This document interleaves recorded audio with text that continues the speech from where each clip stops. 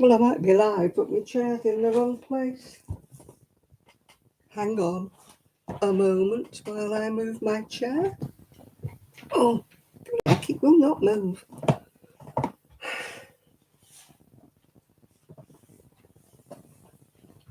If you hear me doing any squealing, it's because there's a huge spider in here somewhere.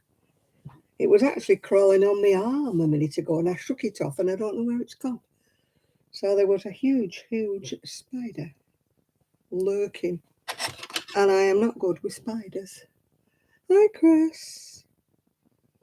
Oh, gosh, I don't even know which. Hi, Chrissy. Yeah, so if you hear me squeal, you know the spiders found me again. It was big, but it was all legs, yeah. It was crawling all over my sleeve. Woo! The weather is not treating me nicely. It's been pouring down. I did manage to dry a little bit of washing, but it was touch and go. It wasn't out for that long. And now I've put my chair over my wool.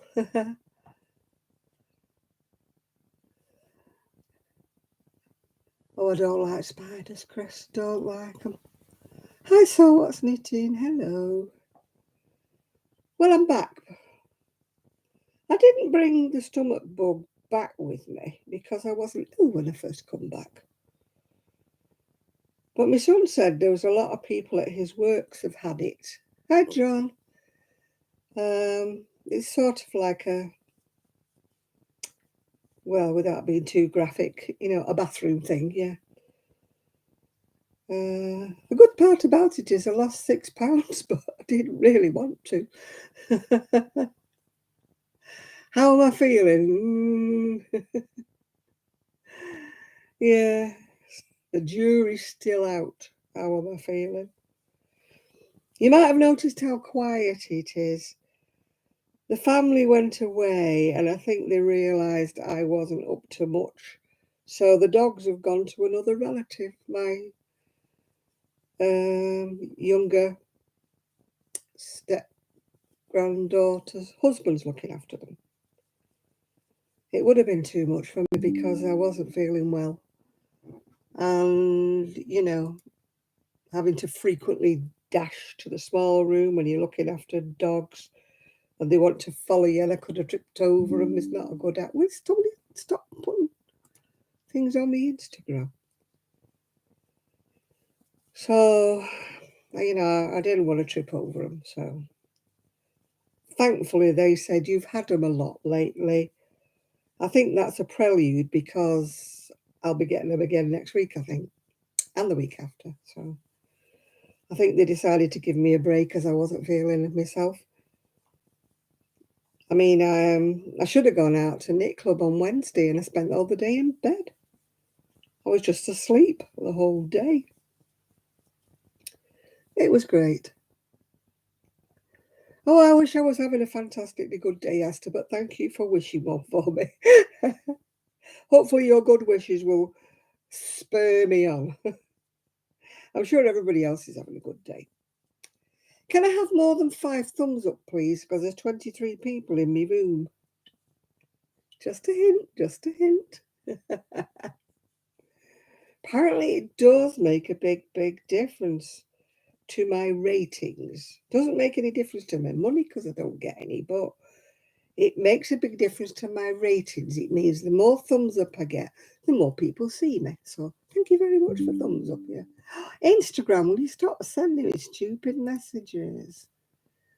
Oh, thank you so much, Knitting. Yeah. I always give everybody a thumbs up that I'm watching. Well, unless I hate the video, of course, but anybody that I do watch on a regular basis, I always give them a thumbs up, even before I even start watching the video. If it's somebody I don't know, I'll wait until I've watched the video before they get a thumbs up. Because, quite frankly, there's been some dreary videos knocking about lately. Having said that, I got told off because somebody said I was moaning for 10 minutes about my hotel room and the noisy kids next door. And that I should be more tolerant. Yeah, right, okay. Come and swap places with me, my love. Pay what I paid for a disabled room, and you can be tolerant. Yeah. Ah. Somebody put a comment uh, on my one of my videos saying, yeah, they agreed with me. And they were talking to a lady who, like me, has got spinal issues and she's got a plate and pins and everything in her back. And she went on an aeroplane and this 3-year-old behind her was kicking the seat like that all the time. Boom, boom, boom. And when she turned around and asked the mother to, ask him to stop doing that, please, she got, well, he's only 3. She said, well, can you get him to turn around and kick you then? Some people have got no idea, have they? Because some people don't look visibly handicapped or disabled, they sort of presume everybody's hale and healthy. And I mean, a kiddie kicking the back of the seat like that with somebody who's got a plate and pins like I have in my bag, it can set you off onto a pain jag, and it isn't funny. Hey, Nathan. So, you don't know what other people are going through, do you? So, I mean, when I used to take my little one anywhere, yeah, we always took things to distract. A new book he hadn't seen before, or some toys he hadn't seen before. And we would read him a story and do all that sort of stuff just to distract him. Take a drink, take something to eat, but not crisps because they tend to go all over the plane. Yeah. Yeah. Hi, Mimi. How you doing?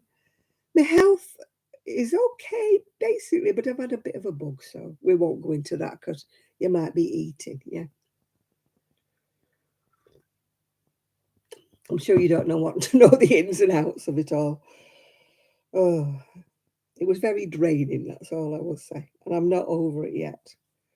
I'm treating myself with kid gloves, cotton wool, as they say. Well, I finished me knitting, but I can't say I'm altogether that thrilled with it because the wool, when people say, oh, this wool is buttery soft and that, it might be buttery soft, but it's floppy, And this cardigan is what I call floppy. Yeah, I finished it. The collar won't stay right. It's not been blocked or anything like that. So I finished it off. But I've got a feeling it's going to drop, flop, whatever you want to call it. It's too soft. People are always going on about, oh, it's lovely and soft, or it's beautiful and soft. But what happens when it's beautifully soft is it rubs up and it fluffs up and it goes into a mess. And actually, I think the sleeves are way too long. I did them to the pattern, which I shouldn't do because I'm one of these weird people with very short arms. Yeah.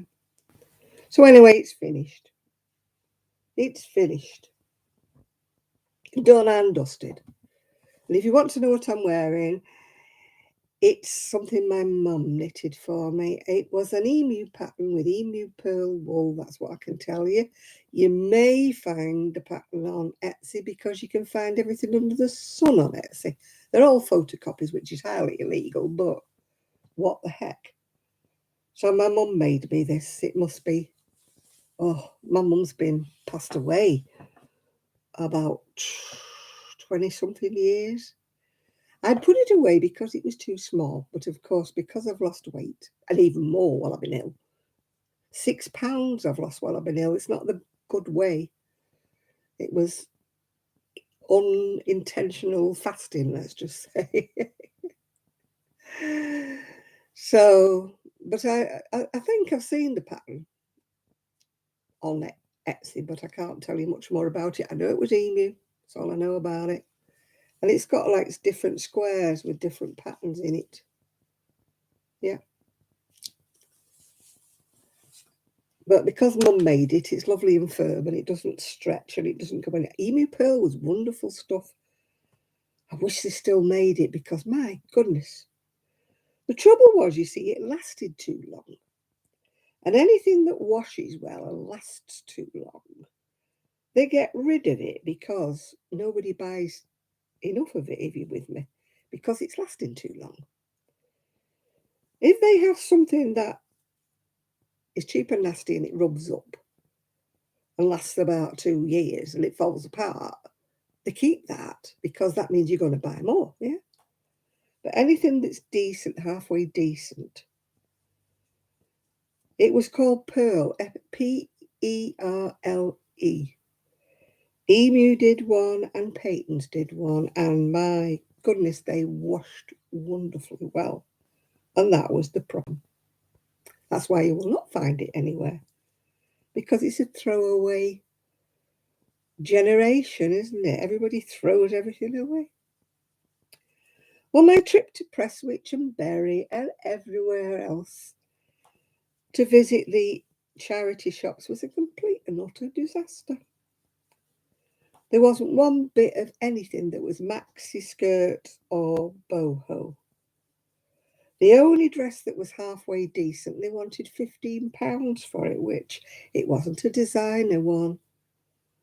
It was only like an M&S, I think, or something. And I thought, no, honest to goodness. And it wasn't brand new with tags on or anything like that. So I thought, no, you're being a little bit cheeky. And then there was another top that I quite liked, but they wanted £6.50 for that. And I thought, no. So it was quite disappointing with my charity shopping. I went into about 12 shops and didn't buy anything at all. Yeah. I think all I bought was from Tesco. I brought some bread home and I brought the meat and fish and everything from Bury Market, which my son very ungratefully said, "What have you brought all that for? Don't we have shops round here?" And I said, "Not at those prices and not that fresh." Anyway, it's all gone in the freezer, so it suits himself whether he cooks it or he doesn't. Sometimes my family are so ungrateful. Never mind. And I didn't get to the chip shop. My niece insisted on taking me out to restaurants on 2 nights, which was very nice. We went to the Croma, which was Italian, on the Friday night. And then on the Saturday night, we went to the Anatoli Grill, which was Turkish, I believe, and that was gorgeous. I had a moussaka. I know that's Greek, but I had a moussaka, which was really, really nice. So, yeah, it was nice. 80s neon leg warmers. Oh, wow, we get you. You're more retro than me then, aren't you? I've been chatting with a friend of mine. She's sort of got on my wavelength with retro clothing, and she's the queen of charity shops as well. But I was watching Crafty Nana again. N-A-N-A, if you want to look her up. She was in Wales again with charity shops, and my goodness, does she get some fantastic bargains. £3.50 for a gorgeous skirt, Whereas round here, they're asking £3.50 for something in Primark that cost £2 in the first place. So I have treated myself, which I will show you eventually. I bought a dress, which I put a picture on Facebook. That cost me full price, £30. But I'd rather pay £30 for a new one than £15 for a second-hand one. Anyway, that arrived, so that's nice. And I bought 2 dresses out of eBay, which cost me a lot more than a charity shop would, but still. I just wanted to treat myself. Do you ever feel like that? You can't afford it, but you just want something new in your wardrobe. You open it up and you're sick of looking at the same things, Which in my case is a bit of a because there's some things you've never ever seen. Because I do tend to keep my clothes quite a while. I'm not a throwaway queen, like some people are. Oh, it's last year's, I've got to throw it away. No, some things in my wardrobe have been there about 10 or 12 years, but I still love them and I still wear them. I've got a cheesecloth skirt in there, which is actually too short for me. that I bought in Carnaby Street in the 60s. Sadly, the top, it rotted away, because I'd worn it and washed it so much time. You never felt like what, John? Which bit? Do you never feel like? Which of my witterings are you answering? Because I do witter a lot, so I never know.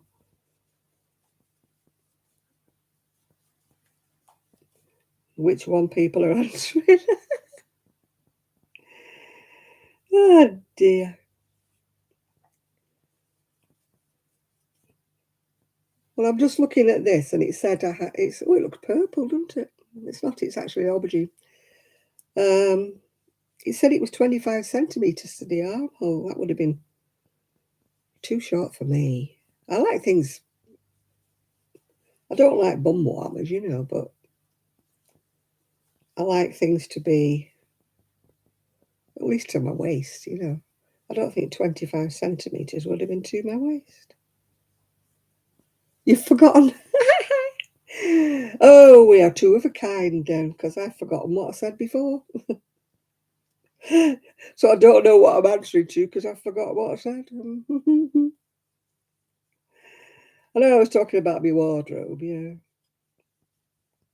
But I'm so happy that I kept these things that my mum made for me, even though they were too small. But for sentimental reasons, I could not throw them away. I've got, I think, 4 things that she made me that I've hung on to. Sadly, the rest of them went by the way. But now I can wear them. So have you noticed how quiet it is? There's no dogs and there's nobody upstairs with the telly on. I'm not sure where they've gone. I think they've gone to a rock concert somewhere. They're coming back tomorrow, I think. Or maybe they're coming back Monday, I don't know. I've only been out the door to post a parcel. I'd sold something on eBay and I was really not well enough to post it when I should have done. So I forced myself out on Thursday to post it. I mean, the fresh air did me good in one way, but I still wasn't right when I came back. It was still like, oh, I've got to go over and lie down now. My scooter's chugged me about too much, yeah.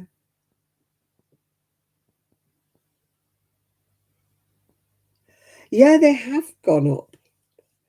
It's not so much that they've gone up in price, Mimi, but the quality's gone down. I mean, there was a shop in Prestwich that was, I think it was Jewish that was run. And I always went in there and found something. But they didn't have anything I liked, and I noticed the prices were about double what they used to be. You know. Hi, Tinker. I'm suffering a bit with a bug, but apart from that, I'm all right. I'm recovering, let's just say. I'm not a recovering addict, I'm just recovering from a bug. How long do you need it up to your arm, anybody? How long do I need it? That's not really even to my waist. How long is it all together? Maybe it's got long armholes. I don't know. I have to put my glasses on for this. I have to put my glasses on for this. Right, here we go. Full length. Eh?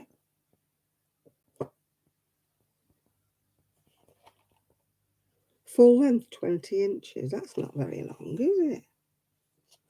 Yeah, I hope I feel better soon, Tinker. It's not been fun. It's been a while since I've had a bug like that.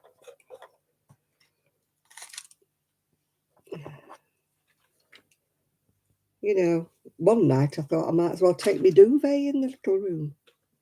I was sat there huddled in my dressing gown, wishing dawn would come.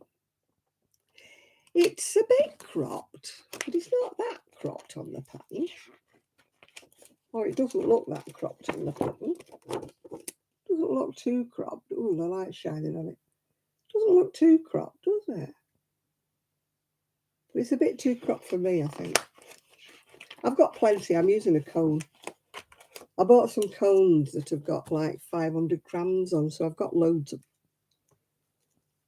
yarn. So I shall just keep going for a little bit longer, I think. It looks a bit tight. By the way, that's a front. I've not lost that much weight. That's not the back. I've never known a pattern that started with the front before, but it does. It starts with the front. For some strange reason. All will probably become clear. It's a bit cropped, isn't it? It's a bit cropped for me. I like to cover my belly. I'm not bothered about my BTM, but you know, when you're a certain age and you've got a bit of a belly. Well, hello, Tommy. Do you know I must get my glasses done? I nearly call you Tommy Trouble. They keep mithering me to get my eyes tested. I keep getting these memos. You have not been in. Yeah, I know the nights are drawing. I drew the curtains before I even started tonight. It was going dark, yeah.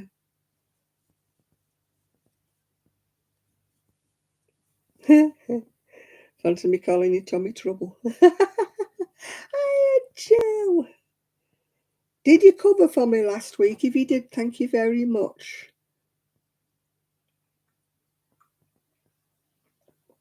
You've got me on the TV. I'm a star. I'm a star. I'm on the TV. You tried. Well, you did try. I couldn't have done it. Because at the time, I should have been doing me live. I was in the Anatolia Grill eating moussaka. I did think about you. Not a lot, but I did think about you. Well, I hope everybody else is better than me, let's just say, Tommy, because I've had a bug. And I hope I don't spread it. Big shoes to fill. No, I've only got little. Oh, talking about big shoes. I ordered myself some slippers. Oh, God. Kicking me glass. Why do they assume? They look quite nice, don't they? But I'm already treading them over at the side. They're not firm enough for me. They're too floppy. I mean, they're not cheap. I think I paid about £20 for them. They do 3 to 4 or 5 to 6. 3 to 4 are too small because I'm about a 4.5, really. But 5 to 6 is way too big. And the too flopsy. They're not. Hi, Shad. Well, my necklace is wooden, all little wooden interlocking bits and pieces. You know me, I like all odd things, yeah. I sent my friend all the ones. Do you remember the Indian ones I got? And I looked at them and I thought, you know, I'm not going to wear them. And she likes all that sort of thing, you know, the big dangly earrings and things like that. So I thought, go. They can go to a new home. So they have. So I shall let you know if she makes a video wearing them, yeah? Because I'm sure they'll suit her far better than they suit me, yeah?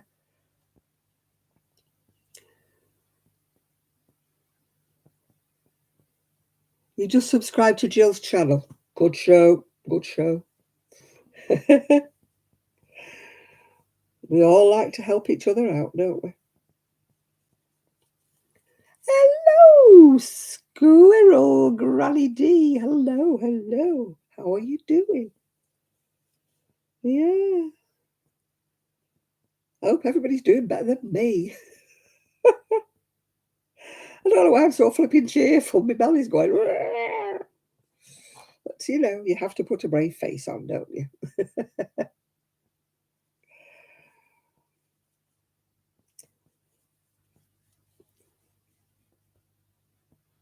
Yeah. What do they say? Laugh and the world laughs with you. Cry and you cry alone. It's true. Nobody wants a pity me party, do they? But apparently I got told off because I moaned for 10 minutes about me hotel room and the noise next door, which I shouldn't have done according to a comment. I should have just put up with it all. Like, no. Eh. Oh, for goodness sake.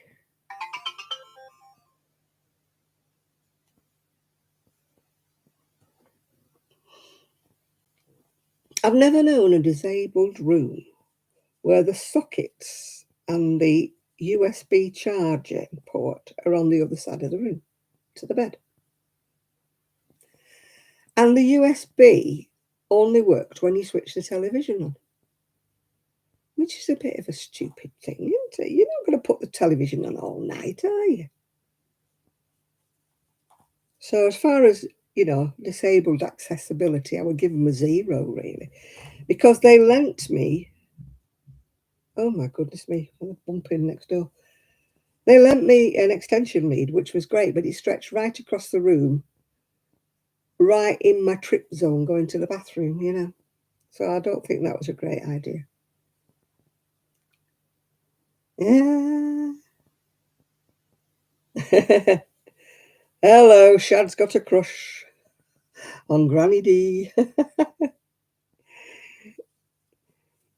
I didn't get a love ya. Nobody said that to me.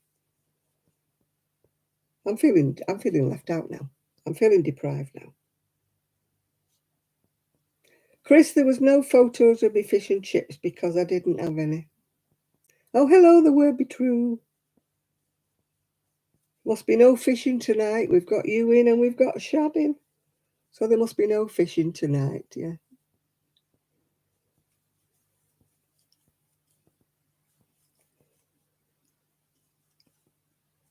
Hey. No, I never got to get to my fish and chip shop. I never got there.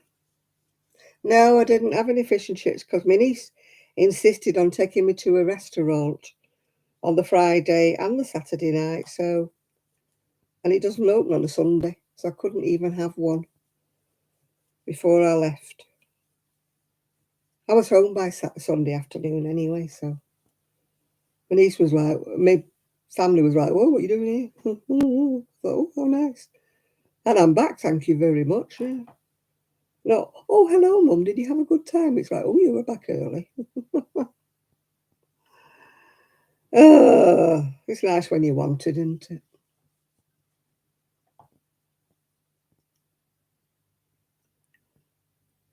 You've got a craving for fried shrimp. Ooh. I love fish. I really do love fish. When I went into the fish market, oh my goodness me, I could have bought it all, brought it all home. Hi, Lulu. They had so much choice of so many gorgeous fish in Berry Fish Market. Well, it's the meat and fish market, actually. But they had so much choice of everything. The usual suspects. That makes us all sound a bit sinister. Yeah, the fish market. I mean, even you fishermen would have liked the fish market. It was just loaded up with all kinds of fish. It was. I just bought salmon and some cod and what else? I didn't buy any more fish. Just bought salmon and cod. But I bought enough for more than one meal, if you know what I mean. I didn't buy just a titchy little bit, yeah. You're putting your gangster hat on. Woo. Yeah. I was just rewinding all the bits and bobs, from that poncho I made that was very bright colours. I've got quite a few bits and bobs left from all the colours. And I was looking at it thinking, oh, a nice jazzy hat for winter. When it's miserable and dark and you want something colourful on. I thought, oh, nice jazzy hat, yeah. You're working on a new crochet project. Woo! I thought that was a normal size, Mimi, 22 and a half. I've not that I've measured mine, but that doesn't sound overly large. Perhaps you've got a lot of hair, love. I belong to the bald variety, you know. I've got a little pinhead because of my thin hair. You know, if I buy a hat, it usually falls down over my eyes, you know. I think I told you once before that I went to trying on hats in well, not a supermarket, you know, in a big high street store. I was trying hats on and I was looking at myself thinking, oh my God, oh my God. And the lady on the other side said, excuse me, she said, but I hate to be rude. She says, but you weren't open to buy any of them, were you? She says, I'm just going to tell you they don't suit you. I said, I know. Oh, my hair's so thin, Mimi. It's like baby hair. You will only eat fish fried? No, no, no. I do fry some of it, but I don't put it in a batter or anything like that. I prefer my fish like to be more poached, I think, than fried. I do one, and I think it's more like a Mediterranean. I cook it in the fry pan, but not with much oil. No batter, no breadcrumbs, no nothing. And I put onions in and some tinned tomatoes, and I have that with rice. That's my favourite. I think it's called Spanish something or other. Spanish fish or something. It was a recipe I got from somewhere or other. But that's the way I eat my white fish. I like fried fish if I'm getting it from the chip shop because they know how to make batter. I don't like soggy batter. And if you fry sort of fish sometimes, it just falls apart, doesn't it? Yeah.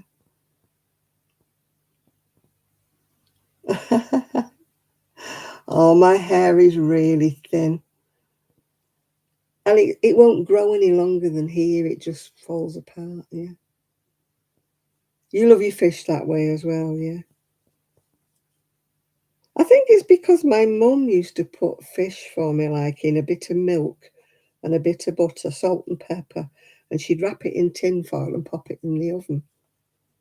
And I think that's where I'm used to it from. My mum was a good cook, but a very, very plain cook. She didn't spice anything, just salt and pepper. That was all, yeah.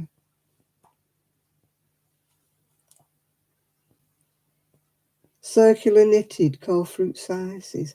I can't circular knit, I'm a rubbish. Absolutely rubbish.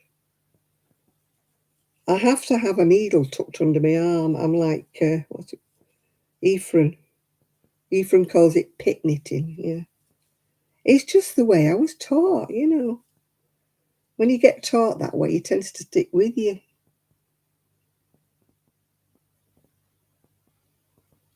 It's very fine, isn't it? I went to the hairdresser's one time and before I used to colour it when it was darker. And they said to me, you know, your hair is lovely. They said it's a trichologist's dream. There's just one thing wrong. And I said, what? They said, we can't do anything with it. If I put rollers in and it curls, then it just goes within about 5 minutes. Unless it's lacquered up to heck, you know. And even then it still droops. Oh, circles. I can't do. I don't know why I cannot knit free. Hello, Yolanda. Sorry, I didn't see you coming in. I can't knit down here like that or something. Well, mine's gone thinner, you know, since the mental pause. Yeah, you know, gone a lot thinner since then. Yeah.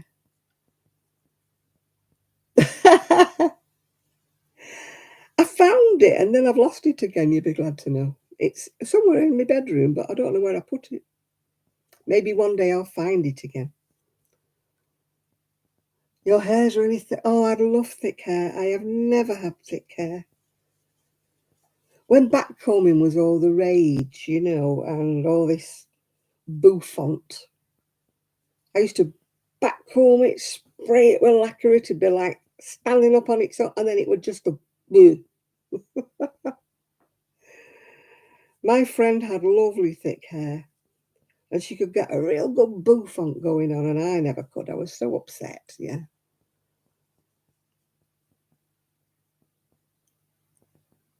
Fruit slices. I'll have to have a look at that. Yeah. Fruit slices.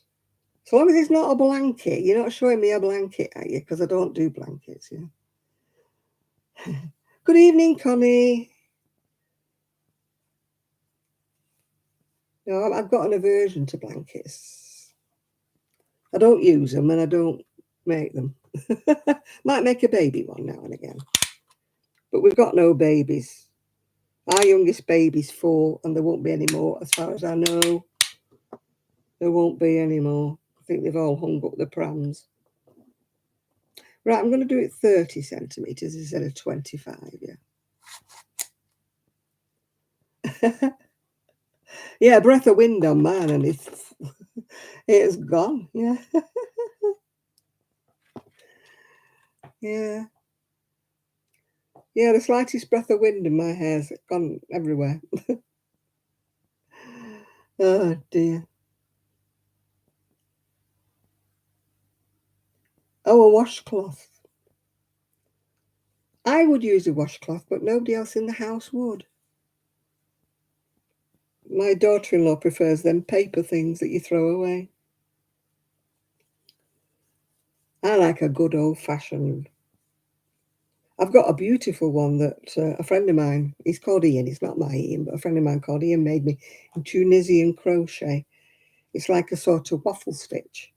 And he's done it in, I think it was sugar and cream, he did it in the shades of blue. And it's lovely.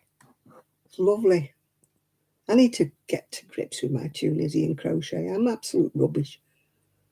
I need to try again to try and get some tension, yeah.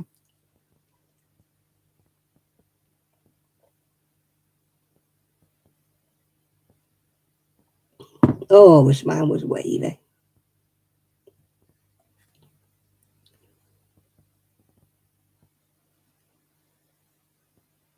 Oh God, my daughter-in-law wouldn't. I always used them when I lived on my own. I made them all and I made them in white. And I used to use one a day, sometimes 2 a day, and put them on one side. Then when I did my hot wash, because I have white towels and dishcloths and tea towels and everything, I used to do a hot wash once a week. And they were lovely. Hygienic, everything about them was lovely. You know, but no, she prefers the paper things. So I love white towels.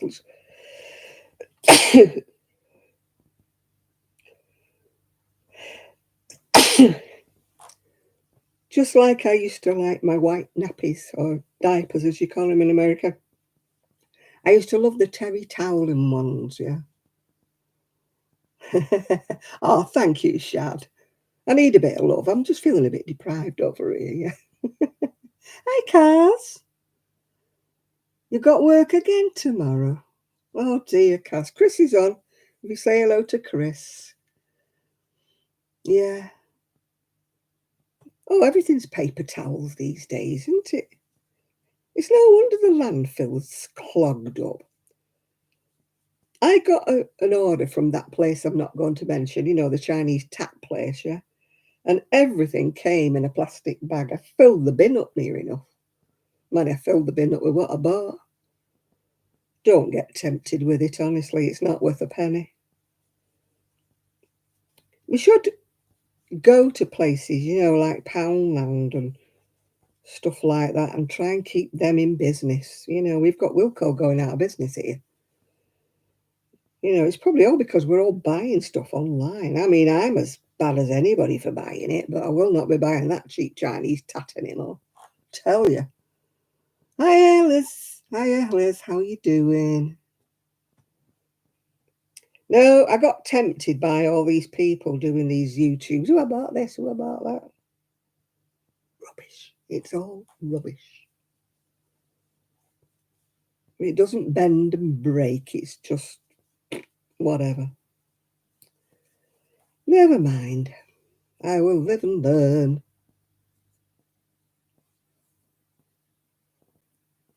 Oh, God, yeah, you got to move before winter, Chris. I hope you've got everything sorted out now, Shad. I hope you've moved in. Oh, you're under the weather as well today, Liz, are you? I'm still not feeling myself again, yeah. Are you going to go? Are you? Right, okay. Well, thank you for your company. And hope to see you again very soon. No, mine's not allergies. Mine's just what my gran would call belly watch. It's an old Lancashire word, belly watch. That means your stomach's a bit off. I'm full of old sayings, you know. Full of old sayings. Man, I'm getting old myself. I had to laugh. A friend of mine, she's done something to her knee. And she's had to stay in hospital, and she's going mad because they put her in the old people's ward. And I thought, you're my age, love. What are you? You're not exactly a spring chicken, are you? What I think she means is they put her in the ward with all the ladies with dementia, you know, which can be a little bit difficult. When I was 17 and had my appendix taken out, they put me in a ward with a load of old ladies. That was fun. Yeah. Lost in time? No, it's somewhere around. I'm going to find it for you. I won't put a battery in it. I won't make it tick. But I will show it to you one day. Yeah. You're getting a nasal rotary? What is one of those? What is a nasal rotaruta? Doesn't sound very clever. Have they got a up your nose? Or you've got visions of this rotary thing going up your nose. It sounds horrific, that, Jill. Oh dear. I once had a sinus wash. That was bad enough.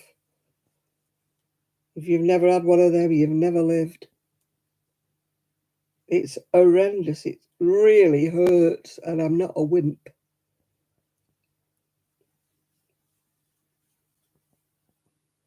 Oh. Yeah, they flush out your sinuses under anaesthetic. Ooh, it wasn't nice at all. Hi, Ethan. Don't we talk about some lovely subjects? Belly watches and nasal rotors. Who's Seinfeld? Have I missed somebody? Oh, thank you. My mum made it me. One of my mummies.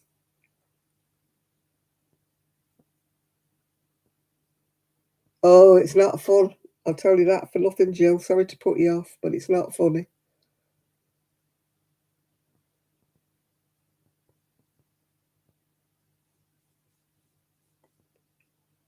I've had it done once. Oh, it's not pleasant. It sounds quite innocuous, but by God, it gives you an headache. Oh, hello, Mrs. Yukon. It's Mrs. Yukon. Oh, Mrs. Yukon. Hello. I'm missing everybody. Did I see any of my old neighbours? No. It was like the dead zone. There wasn't a soul on the street. The people who've bought my house have actually changed the curtains. It's only took them nearly 3 years, but they've actually changed the curtains now.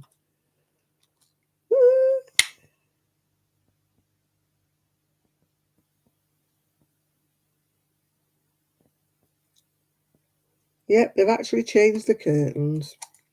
Thought they'd never do that. They had my bedroom curtains. 3 years they've had my bedroom curtains, and they weren't nice. It's not as if I left them. But they've made the mistake, they have not had them made. So they're not big enough for the windows. They're just about mate with no gather. My bay windows were so big you had to have them made to measure. Yeah, you can't buy them off the peg like they've just done. So they don't look nice. Sorry. Right, slip stitch across 6 stitches. Okie dokie, we will slip stitch across 6 stitches. That took some saying, didn't it? Slip stitch across 6 stitches. I'm glad to say they haven't moved me tree, so I was just desperate to know they haven't got rid of me tree, but it's still there.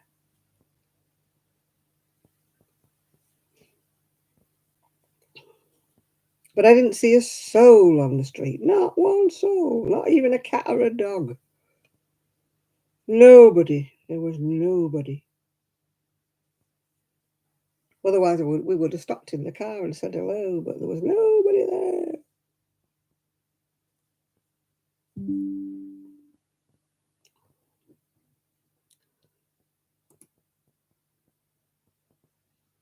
Yeah, I can't say that, yeah. 50 watching, and I've only got 25 thumbs up. Come on, I'm deprived. Help an old lady out. I'm not been well. Help me out. Nothing like a bit of begging, is there? I've got stomachache, so I hope you're going to feel sorry for me. I want some sympathy. I'm being a bit of a mad ass today. You know, one of those days where you need your mum, yeah. Doesn't matter how old you are, when you're not well, you want your mum, don't you?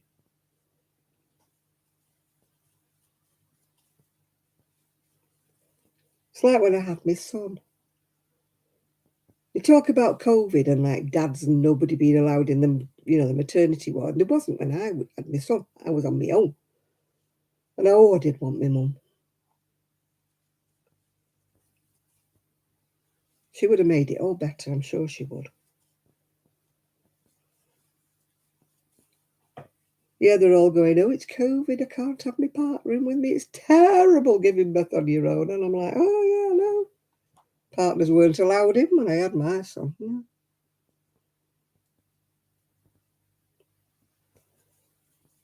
She couldn't even come in at visiting time because I was in labour. Well, there was nothing to do with COVID because it's like 54 years ago. It was just regulations. Fathers had to wait outside and pace up and down. You know, it's the old cigar thing, isn't it? Yeah. They were only allowed in to see the baby after it was born. My ex-husband didn't see my son for 24 hours. Yeah. Oh, my hairpiece, it looks well better on the cat, that hairpiece. That's another thing that's going in the bin. My bin's getting a bit full.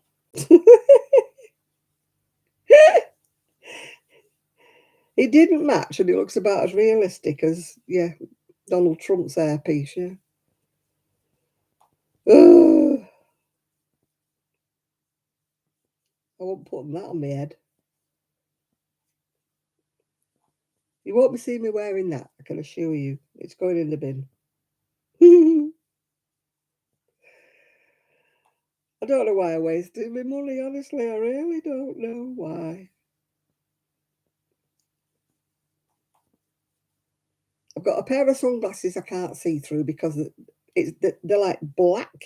You just couldn't see your hand in front of your face when you put them on. And the reading glasses, they're not magnified at all. I got them 3.0 because the ones I bought before were ones I bought off Amazon were 2 point something. So I ordered these, and they're that flimsy, they move about, they bend like, you know. They are a joke. And as for the pieces of material, you could write your name, you know, you could see through them enough to write your name somewhere. They're just absolute. They're so bad, they're funny. That's why I wouldn't say the name on my video. I thought, I'm not giving him any. And I've just had an email saying, would you give me some feedback? You know, we would love your feedback. I thought, no, you wouldn't. So I've just deleted that email. You wouldn't want my feedback, I tell you.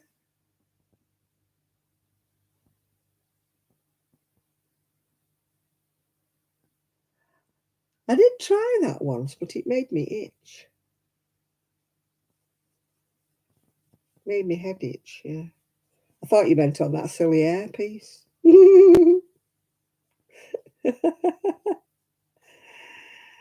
Oh, if it wasn't so tragic, it'd be funny, wouldn't it? Yeah.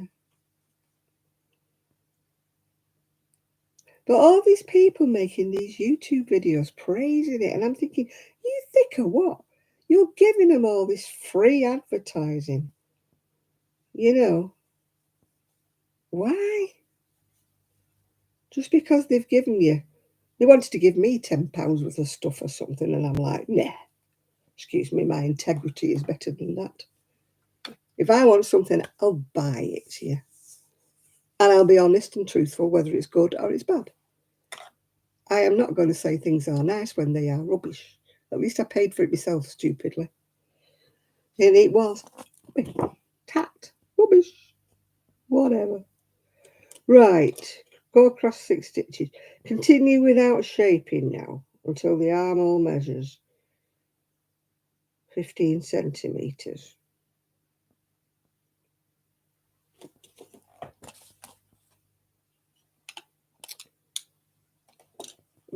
Stomach feels off again.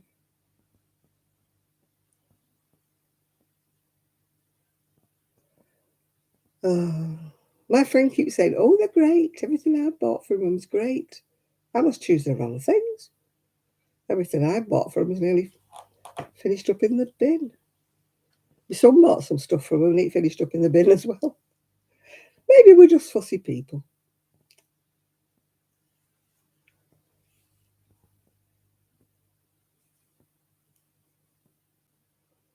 I'll stick with eBay and Amazon in future. Or I'll go into Pound Stretcher and choose things myself. Oh dear, excuse me. My stomach's churning. I hate to tell you this, but it is.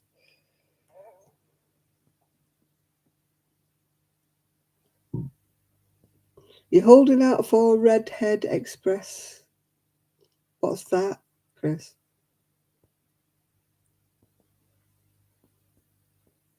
What am I making? I'm making a cardigan. You know those cones I bought the other week? I'm making a cardigan. Ooh, you can't see it because of the glow. Making a cardigan. You like ginger girls? I used to dye my hair ginger. It was like a traffic light. I remember being in, where was I? Portugal, with this ginger hair. And a lady said to me, oh, I love the colour of your hair. Is it natural? And I'm thinking, you're kidding. Natural out of a bottle, love. Yeah. Which one, this one or that one? This one's my mum. Like I said, my mum made this that many years ago. It's untrue. Yeah, it was like Cilla Black, if you know who Cilla Black is. It was like ginger wasn't the word for it. Went a bit overboard with the colour. Oh, that's one of my mummies, this one of my mummies. The fancy saying, is it natural? Oh my God, it was like neon glow. Not like that red they do now. They do red that's like that red they do the red these days, don't they? It's actually, it's a synthetic. It was called Emu Pearl. It was some kind of a synthetic, but it's very shiny. So it's a synthetic of some description. And I tell you what, it washed and washed. We used to sell a ton of it. But they took it off because it lasted too long and nobody was buying it, because you make something in it, this is 20 odd year old, it's still like new, which you can't say that much about these modern yarns that you buy these days. I've still got a tiny bit of it in the shed that I bought off eBay, but it's only tiny bits of it, not enough to make anything really. But I was like, you pearl, I must have it, I want it, I want it.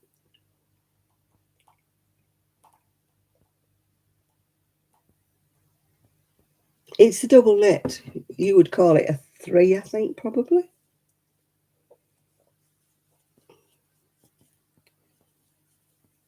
It makes me smile when I watch. How's Sue? I don't know. I haven't spoken to her this week because I've not been feeling myself. And plus I was away last weekend, so I normally speak to her at the weekends, yeah.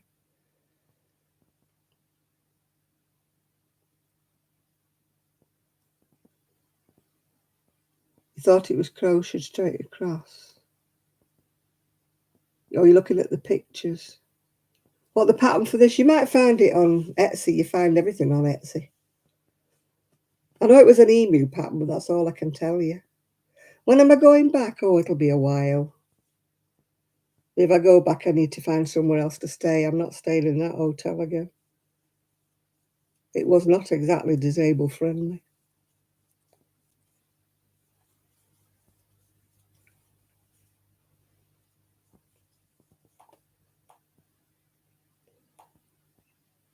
When the patterns are like what my mum's done, I don't know I ever had the pattern, if you with me.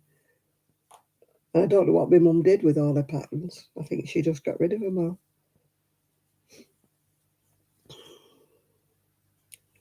I've not got many patterns that were my mum's, yeah. Uh, my trip was okay. It was nice to go back. I really, really enjoyed going back. I loved Manchester. I was like, oh, yes, I'm home. I was in the Arndale and it was bright lights and gorgeous shops and the smells from the perfume shops. And I'm like, oh my God, I'm home. Shops, nice shops that sell nice things. I'm so used to having nothing over here. And it was like going into Prestwich was like cafe culture. There was cafes, there was restaurants, there was everything. And I'm like, oh, I miss this so much. I missed it so much. No, I can't stay with my niece. She's got stairs like the north face of the Eiger, and she didn't want me falling down them, and neither did I. Yeah, I'm not used to staircases like that. She's hoping to move, not into Prestwich. She's moving somewhere else. So I said, "Can you get one with a spare bedroom and a downstairs loo?" She said, "I'll try my best." I was with my niece most of the time,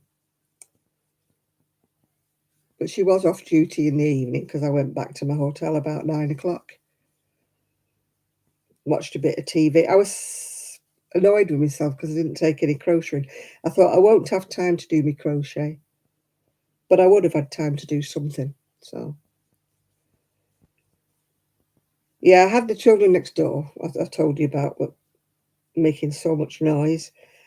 And then when I had all that quieting down, I was lying in bed. I think I had clog dancers upstairs coming in about 1 o'clock. Yeah.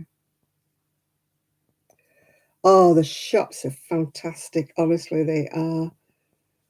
It's just the atmosphere. It's just like, I can't explain. It's bright, it's light, there's gorgeous shops. Hundreds of them all in one place, like in a shopping mall. Great big shopping mall. And it's just, I kept saying to my niece, I'm home, I'm home, I love this place so much. I didn't realise how much I missed people, and I'm a city girl. I'm just stagnating here in the sticks. There's no shops here. No shops at all. Nothing you could buy anything decent, yeah.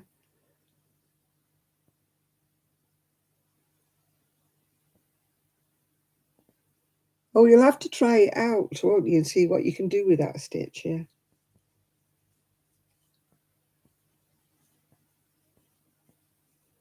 Oh, I just love people and shops and things.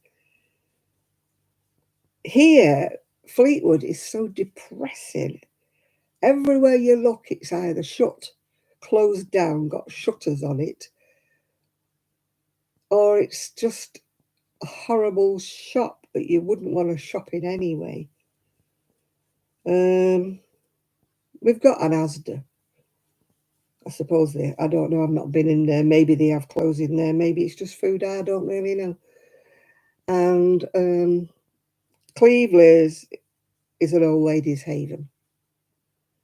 We've got shops where they pull all the things out, but like fashions of the 1950s, crimpling pants and t-shirts and, you know, nothing that I would ever wear. I go down the high street at Cleveland's and I don't see anything that I think, oh, that's nice. I'm like, really?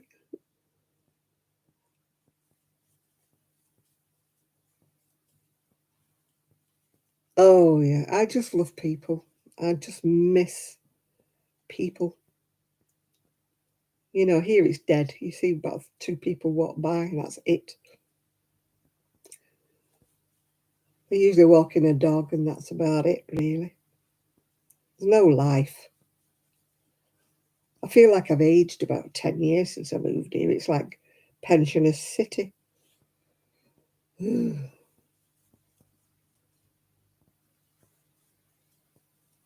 that like where you live as well? Oh, dear. They've got cheap shoe places in Cleveland. They're catering to the old holidaymaker. You see, doddery old holidaymakers. That's what they're catering for. They're not catering for anybody with a bit of life, yeah.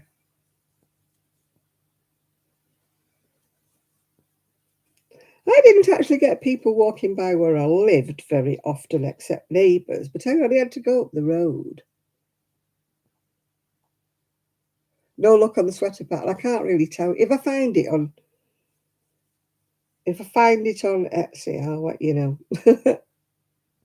My mum was a fantastic knitter. Her knitting was so even. All of her sisters were as well. They all had a fabulous tension. My tension's all over the place. Gone worse, of course, since I've had hands.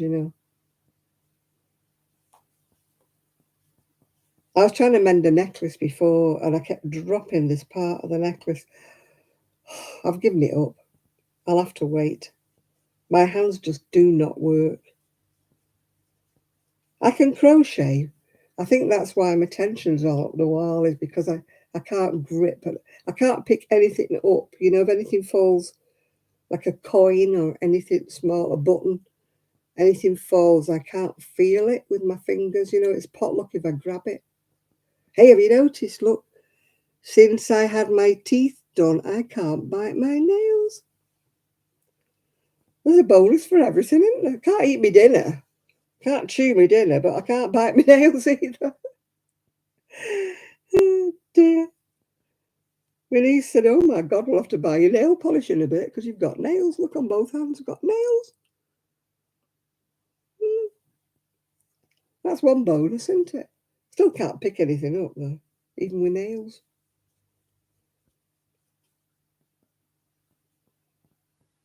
She knitted with her needle under her arm. That's why she taught me that way, and that's why I knit that way. Apparently, it's a northern thing. People in the north tend to knit. Well, not the young ones, because they knit on them circular worms, don't they?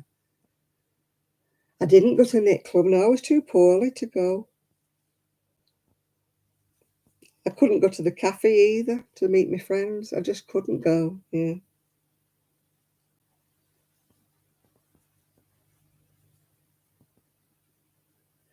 Oh, you've posted it on my YouTube, have you? Oh, I'll have to have a look. Yeah, I've been chatting with a friend. She's very sort of into all this boho and arty stuff and that. She's been doing some charity shops. She's managed to find some things. So she's going to do a crochet haul YouTube. Woohoo! I'm looking forward to that. As I say, I love that crafty Nana. I wish I could go to the shop she goes to. She finds some fantastic bargains. She had 2 David Emmanuel dresses. If you don't know who David Emmanuel was, him and his wife, well, his ex-wife, were the ones who designed Lady Diana's wedding dress. So she got them for about £3 each. I'm like, woo! Yeah, Sheila's got 2 videos up today I haven't watched. Yeah, she's got 2. Sheila. Sheila's knitting, natter and whatever it's called, I don't know. She's a lady who does knitting. She's my age group, and she lives up in Newcastle. I can't knit with circulars. I cannot knit free. You know, you have to knit like that with them free, and I can't do it. I just cannot knit free. My tension's all over the place, and I knit as slow as a snail. Whereas when I've got it under my arm, I can click away. I look at people knitting with circulars and think, oh, don't they knit slow? You knit so slowly.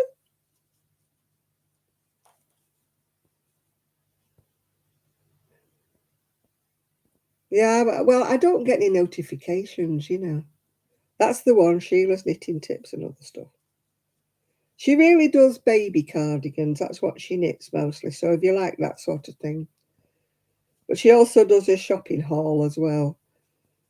Every now and again, you know, saying what she's paid for a honey nut crust. That poor girl, she never eats anything else for her breakfast but honey nut cornflakes, does she? You know, I'd like a bit of variety. I did manage a poached egg this morning. And I did have a ready dinner for me dinner, but it hasn't set very well. It's set like lead. You know, that pit of your stomach when you know you've not digested it. It was a ready meal they'd left me in the fridge. I'm sorry I ate it now. All the time I was watching Sophie Grigson, that she lives in Italy now. And she was cooking all this gorgeous seafood. And I'm there with a ready dinner.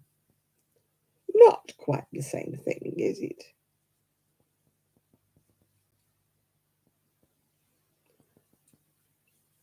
Yes, she moved up sticks and went to live in somewhere in Italy.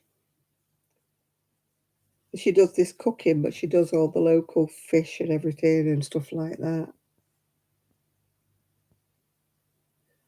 You get a bad pain in your shoulders, yeah. I do a bit, but I'm so used to it because that's the way. But when you've been taught to knit a certain way, and you've knitted that way since you've been about 5 years old, you can't knit on worms, you know. As I say, I can knit on them, but I knit so slow. I get bored. I'm like chickity-choo, chickity-choo, chickity-choo. Whereas when I knit with a needle under my arm, I'm like tick-a-tick-a-tick-a-tick-a-tick. Because people say, oh, don't you knit fast?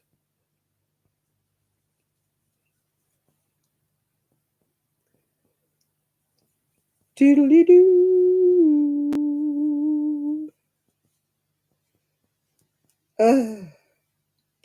Gosh, if I win the lottery tonight, I'm going back to Prestwich. Bye, I'm gone.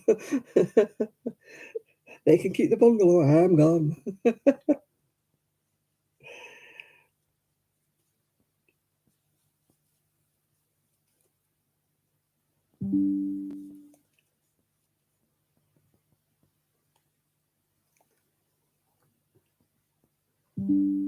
Why am I getting a bag a day? Why am I getting all these notifications? I only get notifications when I'm actually on YouTube. When I'm not on YouTube, I don't get any notifications. You know, like people are going live and stuff like that. Nah, don't get any notifications. I have to look in my subscriptions to see who's made a video. But when I'm on here talking to you, it's flashing up all the time. Maybe I have to leave YouTube running all the time to get any notifications. Maybe that's what I have to do. Leave it running in the background all the time. And maybe I might get a notification that somebody's gone live, because I never do. I see live notifications when they're over, and I don't like watching lives when they're over. It's not the same, is it? I know people do watch my live when it's over, but I prefer to watch a live when it's live, you know. But I never do, because I never know it's there. That's why I never join in anybody's live, because I don't know anything about them. People say to me, oh, why don't you go in the lives and all that? Oh, we've all got our different ways of knitting, haven't we? Wouldn't do for us all to be alike.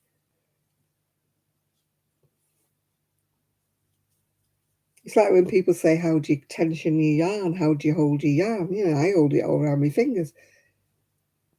I hold my hook that way. Everybody does it differently, and I don't think there's a wrong and a right way. I would never say to anybody, you're doing it wrong. You just do whatever makes you feel comfortable and whatever you're happy with.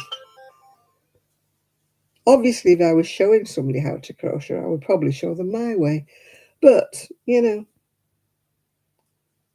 it's all relative. I don't think there's any wrong. It's like, same with what hook do you use and what yarn do you use and which knitting needles do you use.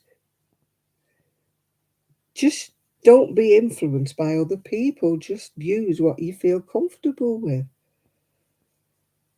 You know, I've tried a load of different hooks in my time before I settled on the one I'm using now. But I would never say, oh, you've got to use this hook. This is the only hook to use. I would never say that to anybody. Because, you know, it just depends on how you hold your wool, how you hold your hook, even the method. I've seen so many people crochet so many different ways, and there isn't one right way. You can't say you're doing it wrong. If you're doing the stitches and you're happy with what you're doing and what you finish up with looks like what you're supposed to be looking like, fair enough. You know, some people are left-handed, some people are right-handed and all that. I mean, I stopped going on Ravelry because I got so fed up. Oh, good evening, Isaac. Yeah. I got so fed up with people being snippy little comments. Oh, that's lovely, Janet, but you've used acrylic, icky acrylic. And I'm like, don't be so rude and don't be such a snob. You know, I would never say to anybody. You know, I mean, people made things and they were in colours that I would have never put together or anything and don't like. But I don't say, oh, it's very nice what you've made, but I hate the colours. You know, that's so rude. I don't know why people think they can be keyboard warriors and say, you know, something horrible. I remember seeing once on a crochet site, it was on Facebook, and somebody put this thing up. And it obviously wasn't very well done or anything like that. And people ripped into it. And then somebody come on and said, you know, you lot are horrible. She's 12 years old, and that is the first thing that she's ever crocheted. And she was so proud of it, she wanted me to put a photograph on Facebook. And I'm like, yeah, well, that just serves you right, doesn't it? You don't know who that could be the best that that child could do, the best that that person can do. Yeah. Hi, North Stitch. Hi there. You know, that person could have hand issues, arm issues. They could have had a stroke. They could be not able to grip things properly. You know, you don't put nasty. If you can't say anything nice, don't say it, yeah. But don't say, oh, that's awful, or oh, it looks amateurish, or oh, it's not done very well, you know. I mean, that's just. I got fed up with Ravelry, honestly, I did. The number of comments I got. Your crochet is lovely, but do you have to use icky acrylic? Mm, yes, I do have to use icky acrylic because I fancy doing it and I don't have the money to do your hand spun unicorn hair. Yeah. Yeah, I mean, why do people have to be so nasty though, Kaz? You know, I see it all the time. It was mostly on Ravelry I used to see it. Not encouraging. Oh, yeah, that's lovely. Oh, you're doing very well.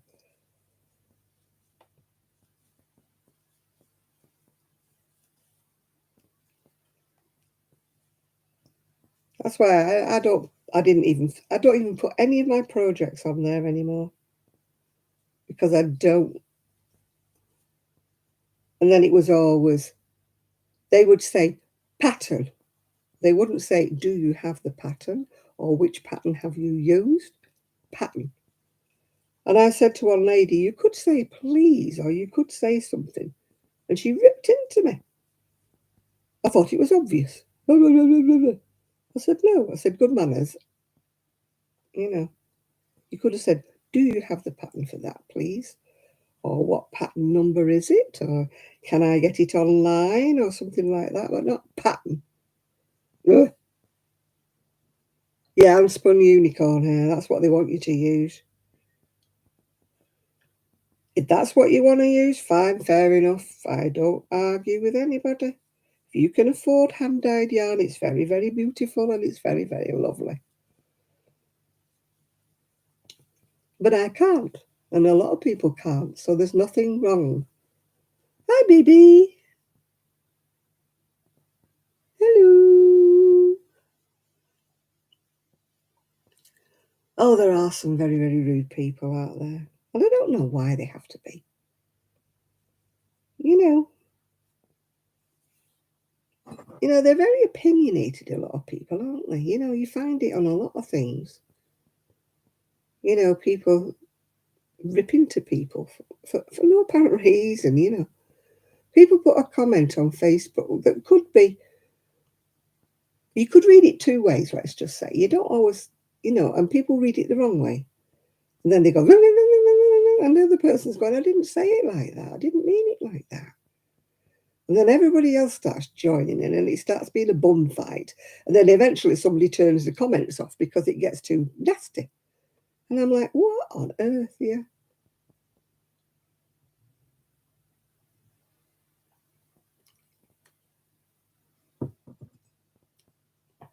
Yeah, I'm absolutely fine, Tinkerbell, with everybody doing their own thing. If people want to use string or twine like North Stitch, it's fine. You know, whatever you want to use, it's also, you don't know what people's circumstances are. People using acrylic or something, that may be all they can afford. So don't knock them. Not everybody's got a budget that's endless that can afford to buy all this fancy yarn when it would cost you about £100 for a sweater. I don't knock anybody, no.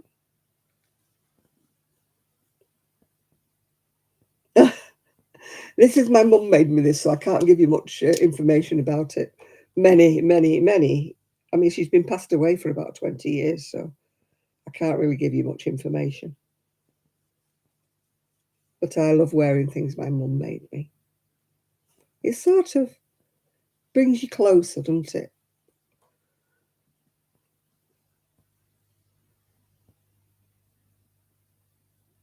Oh gosh, there's so many beggars out there. The favourite one used to be when I used to use a pattern by Doris Chan, because she only ever did books. And people would say to me, but I can't afford the book. And I'm like, well, I'm very sorry, but I'm a pensioner and I had to save up and buy the book. So no, I am not photocopying it because it's illegal. It's still available. It's under copyright. And they get, well, I only asked, and I'm like, oh, for goodness sake. Oh, I crochet without a pattern. I do it most of the time, yeah. No, no, well, not everybody can. I can't afford it either, Connie.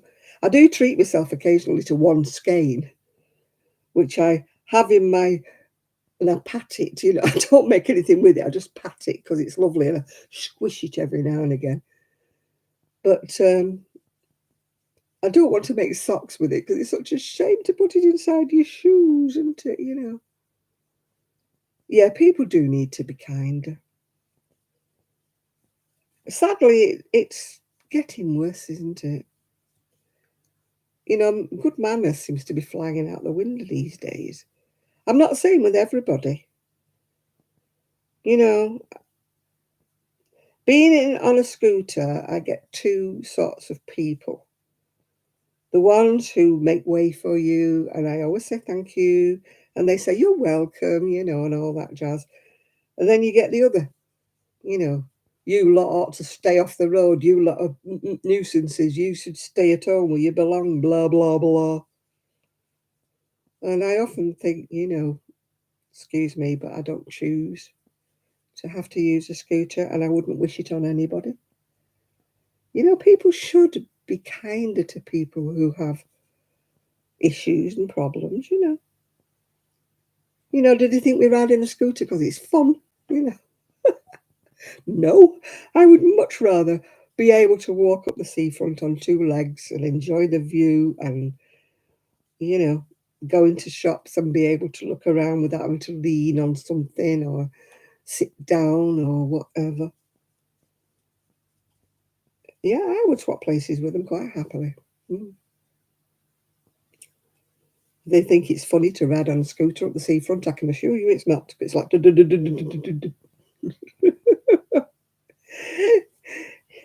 you come back and your back feels like it's been on one of those bouncy things. But you have to laugh. You can't be depressed about it. My attitude is you cannot change what's wrong with you. You can't. You just have to put up with it, don't you? Get on with it. Life throws us. As they say, when life throws you lemons, you have to make lemonade.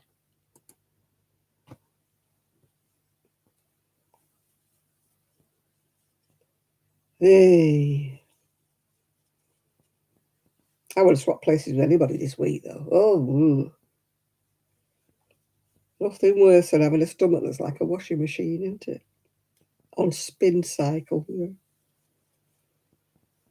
That's what it feels like. And at the moment, my tea feels like lead. It's just landed right there.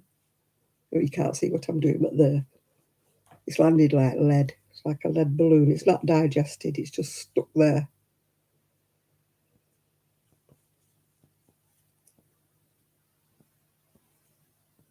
A lot of people at my son's works have had it, so it must be some kind of a bug that's going around. I didn't bring it back with me from Prestwich because I didn't start with it until Tuesday. So if I brought it back with me a long time before it developed, let's say. Hey, my gum. Hey, my gum. Oh, my drinks fell over. Luckily, it's still in its can, but it might fizz. And I shouldn't be drinking this because it's fizzy, but I don't care.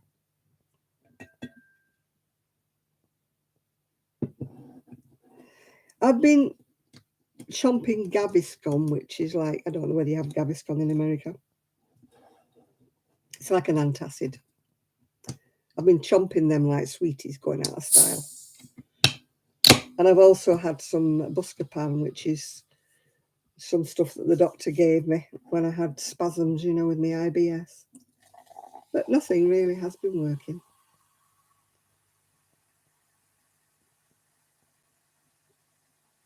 I don't think there's a limit to how many Gaviscon you can chomp. If there is, I've probably overdosed.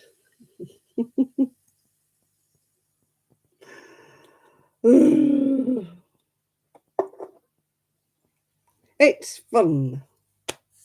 Not. I can honestly say I've not had a bug that's lasted this long though. What's Tuesday, Wednesday, Thursday, Friday, Saturday? 5 days, yeah. It just feels like everything I eat doesn't go in my stomach. I know I've got a hernia, yeah.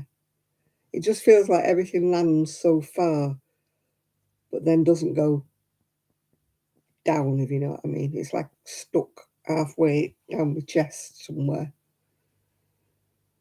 That's why I think I'm not hungry. Is it Pepto Bismol? Yeah, something like that. Yeah. Oh, I can't do a chamomile. My daughter-in-law drinks that. I've tried it. I've even tried peppermint tea, but I can't. Oh, I can't do it. The only thing that works with me, and you cannot get it for love nor money around here, is peppermint cordial. Yeah. Oh no, I don't like honey. I'm a weirdo. I've never liked honey. I don't even like honey cough sweets. Ugh, I'm weird. I know. But I've got a horrible feeling that my hernia has gone worse. I have a hiatus hernia. That's why I can't lose weight off my tummy because it just bulges out. Yeah. So I think I need to go and. I got told many, many years ago we can't operate on it. It's not actually bulging. It's a hernia, but it's not a hernia. But that was years ago, so maybe I need to go and have another word with them. All they say is, "Oh, it's your IBS. You need to watch your diet. Keep a food diary." I've done that. I've been doing a food diary for the last 15 years, and I still cannot find what triggers. Well, never mind. It's life. It's only life. Why can I not open my door? I'm going to have a drop of brandy in my Coke. It'll either kill me or it'll cure me. Brandy.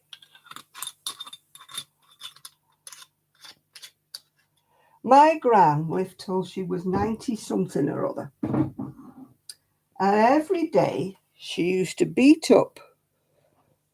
There's my jumper. Look, isn't it nice? Look.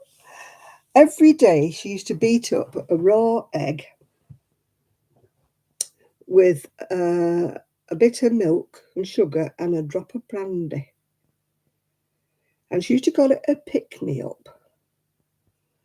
And she had that every morning. And I tell you what, it's good. It does work, actually. But I stopped doing it when we had that egg scare years ago. You have to make sure, because she lived on the farm, so her eggs were fresh. You have to be very sure about your eggs. Yeah, she called it a pick-me-up. Yeah, it was a raw egg beaten up with some milk, a bit of sugar, and a drop of brandy. And she had that every day. It's a bit like eggnog, really, isn't it? And I used to do it, actually. Every time I had a bad tummy, I used to do it. But then we had that egg scare years ago about, no, it was that Edwina Curry. Yeah, it's just like a pick you up. It wasn't for the stomach. It was just she swore by it. That she said it was just a pick me up kind of thing. But it must have worked with her because she lived till she was 90 something. She would have lived a lot longer, but she broke her hip. Yeah, it's a bit like eggnog, really. She broke her hip because she was being nosy. Where she lived, it had a little step up to her kitchen, and her son was making her a sandwich and a brew, and she thought he was taking too long. So she went to be nosy and see what he was doing in the kitchen, and she tripped up over the step. And after she broke her hip, that was it. She never recovered, really. Yes, I've got I nearly fainted. I went to get my prescription and they gave me my injections. She said, I don't know whether you'll get any next time. Fine. At least I've got 4. I've got a month's worth. Yeah. But like she said, whether you'll get any more, she doesn't know. Hmm. So, yes, I injected myself on Sunday for the first time for 6 weeks. So, but I would imagine it has to take a time to start working again because I've had such a long time off them. I don't think they're instantaneous. One injection and way, we're away. I was supposed to be seeing my diabetic nurse on Thursday, which was a good job. She cancelled on me because I couldn't have gone anyway. Well, I would have needed the doctor and not the diabetic nurse if I'd have gone because I wouldn't have been well. Anyway, she's cancelled it and I'm not going now till sometime in September. So it means I've got a reprieve. She wants me to go on insulin and I don't want to go on it. So we'll see. I am naughty though. I am really naughty. And I shouldn't be because a neighbour of mine who is much, much younger than me has just lost the bottom half of his leg. Because, like me, he's diabetic and like me, he doesn't do as he's told. But then again, he'd been a diabetic from being young. And he got a sore on his foot that didn't heal up. He spent 2 times in hospital. It didn't heal up. And he's just lost the bottom half of his leg. As I say, he's much younger than me. He's probably in about 60 or something like that. He's got to have a prosthetic leg now. But like me, he said it's his own fault. He's a bit too fond of a pint, a little drink. Yeah, a bit too fond of that. So I don't normally drink, as you know, but I've just put a drop of brandy in that, hoping it'll settle my tummy down.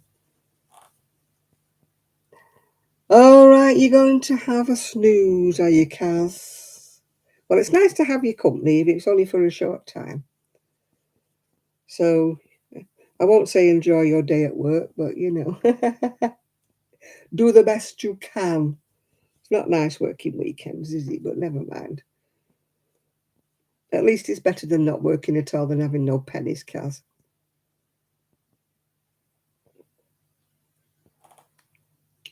Oh, I've just dribbled everywhere. I've just dribbled my drink everywhere because I'm so clumsy. Yeah, see you next week, Kaz. You take care, love.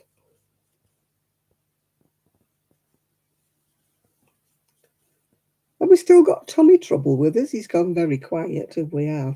I love that name, Tommy Trouble. No, it's Tommy Tornado, isn't he? I keep calling him Tommy Trouble.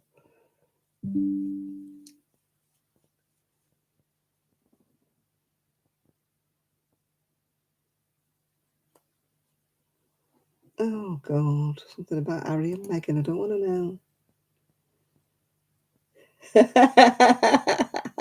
I want to say Tommy Trouble. Tommy Tornado does not trip off my tongue. Tommy Trouble.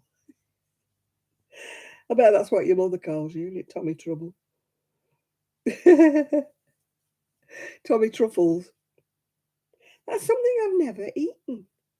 A truffle. Has anybody eaten it? I don't mean a chocolate toffee truffle. I mean the truffles that them pigs dig up out of the ground. Has anybody actually eaten a truffle? What do they taste like? Oh gosh, yeah, it's bank holiday, isn't it? You be busy, Kaz. You rushed off your feet. Well, it'll make the day go round quick, won't it?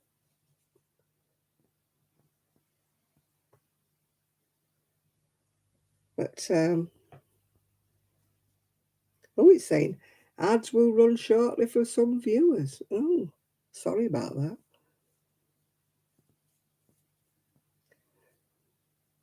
I don't know whether I'd like them anyway, Isaac, you know.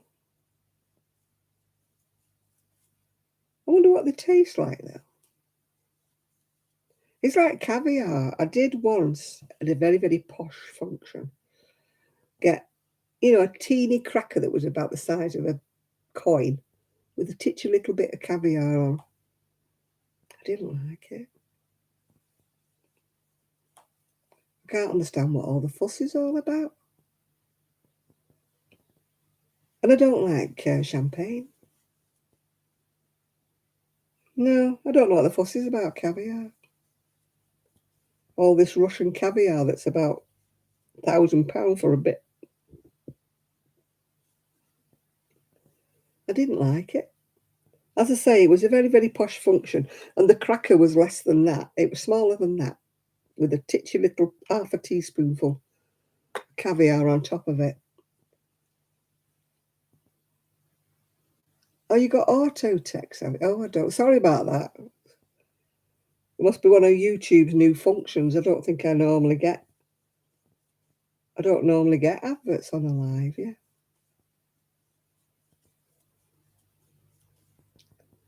As I say, that must be one of YouTube. YouTube's always mucking about, isn't it?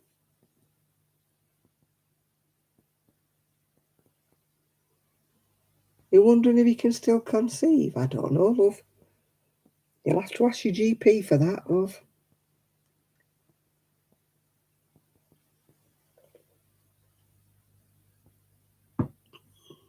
Oh, predictive text, you mean, yeah. It does, doesn't it? It always says something. And it can get you in a lot of trouble, can't it? Like if it types something you didn't mean. And somebody's saying, what? Anything for you? What do you mean? What do you want, Laura? What do you mean anything for you? I don't know what you want, love. If you want to know if you conceive, you're on the... Any messages? Well, nobody's left you one, love, if that's what you mean.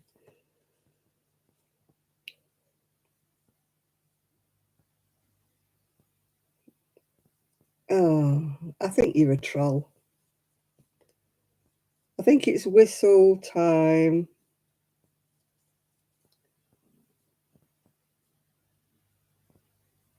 I'm very sorry for you, dear, but you're on the wrong channel. If you're looking for any help, you're on the wrong channel. That's all I can say.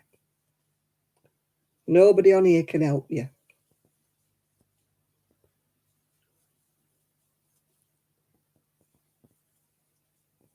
If you're homeless, how come you're on the internet? That's all I'll say to you.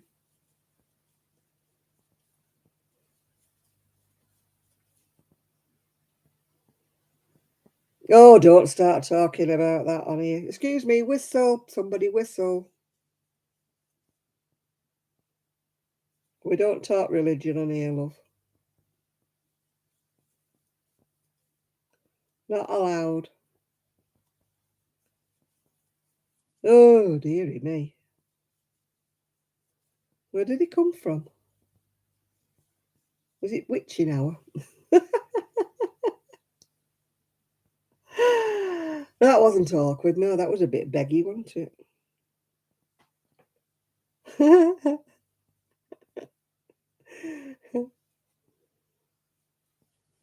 We do attract them now and again, Tommy. I've got some news for you. We do have a weirdo alert, yeah.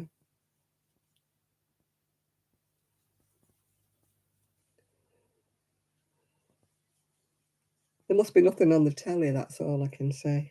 We can't find anything on Netflix to watch. I don't even have Netflix. I've only got Freeview because I'm poor.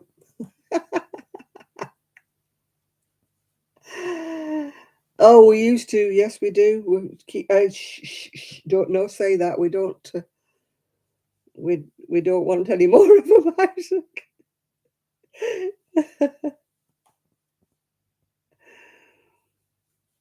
It is with a lot of people, Tommy, because you can't afford these things. I can't afford Sky and stuff like that.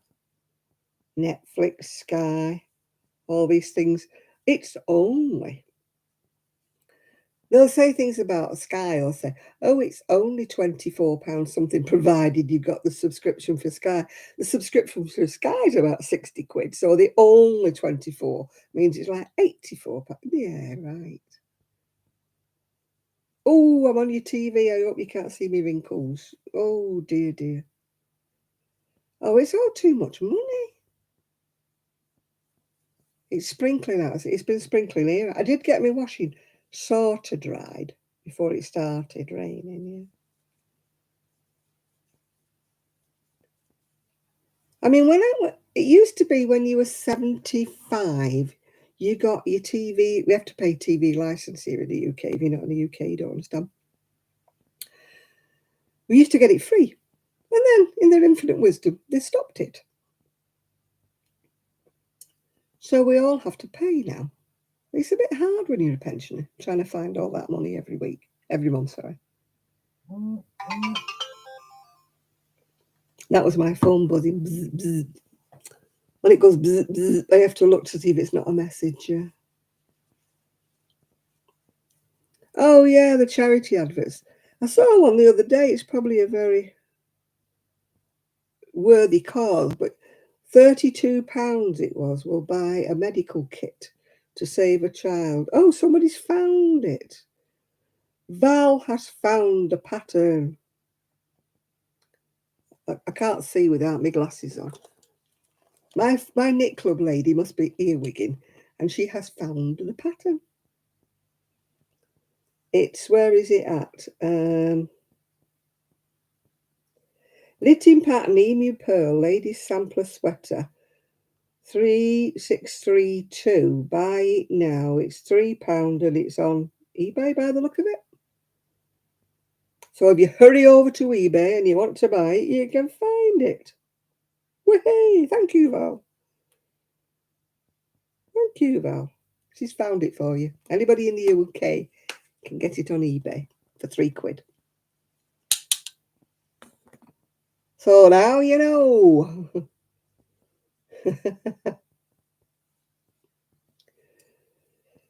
Oh, I know. But when you say things like that, it's not as good as it used to be. I'm not into all these sort of new type of, and I'm not into reality shows. I'm not into quiz shows. That don't leave me a lot else, really. Afternoon telly, it's like one quiz show after another, isn't it? You know, and you can have enough of them.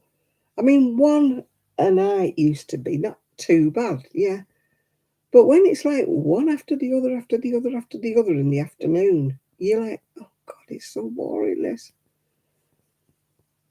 The only thing I miss on Sky is there used to be a channel called Geography, something like that. And I used to like watching that. And of course, I don't get it anymore. So, and apparently, I've got to retune Freeview for some reason or other. They're changing the channels around. I'll have to get my son to do that because I've got no idea. Yeah, National Geographic. I used to like watching that program. I like watching a lot of I like watching like abandoned engineering and stuff like that. I'm weird.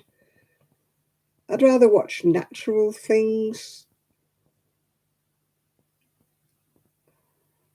I never used to be into history when I was younger. I used to hate it at school, absolutely loathe it at school. And yet now I'm quite interested. I don't mean kings and queens and all that jazz. I mean more industrial history, about the Northwest and that. about mills and, canal history and stuff like that. I really like that. And that's the kind of thing I like to watch.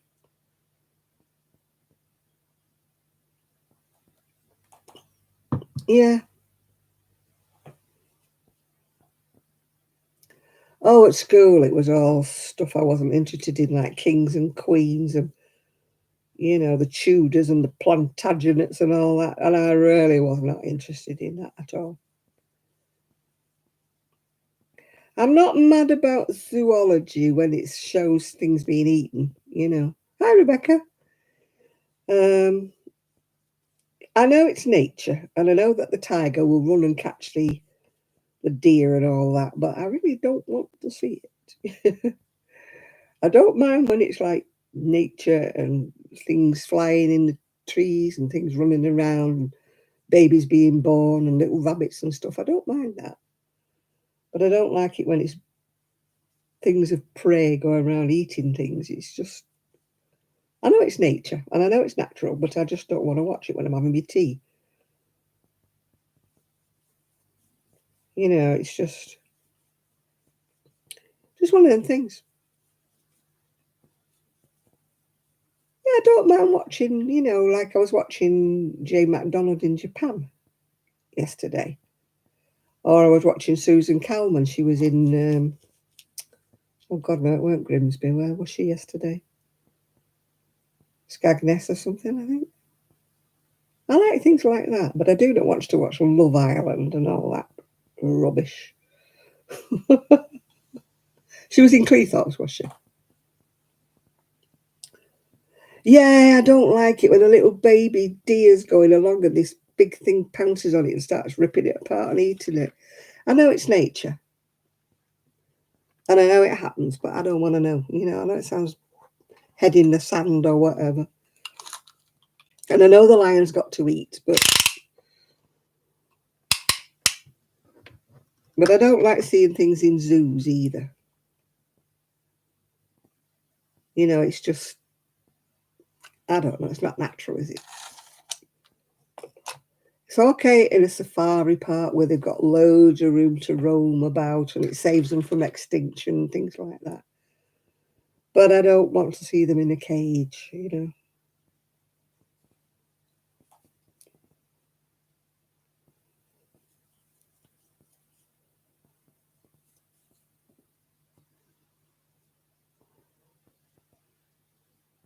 Oh, I had a cat used to bring half dead mice and birds in the house. Ugh. Bringing them in dead would have been bad enough to deal with, but when it brings them in half dead and then it plays with them like that, especially the bird, it starts flying up. Oh no. I used to be screaming for my ex-husband saying, do something with it, do something with it. I know it's part of nature and I know it goes on and I know it happens, but I just really don't like seeing it. I'm a wimp when it comes to things like that. I really am a wimp. Oh, and I like those walks. They used to have celebrities doing a walk. It used to be on half an hour. They were out there with that camera on a stick, weren't they? And they were given like about so many. It used to be a half-hour program. It used to be they were walking along, um, showing you what was there and everything. I used to like that. And then there was the canal journeys. I used to like watching. Was she called Prue something or other, and her husband. I mean, sadly, she's got dementia now, hasn't she? But I used to do these canal things. I used to like that. All things like that. And I like the steam railways. I'll even watch Michael Portilla for about the 14th time. I like watching him, yeah.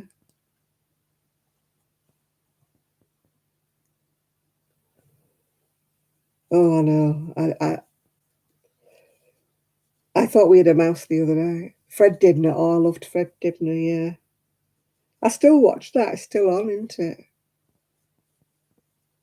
And he used to say, did you like that? Did you like that? When he used to blow something up and he had that little horn.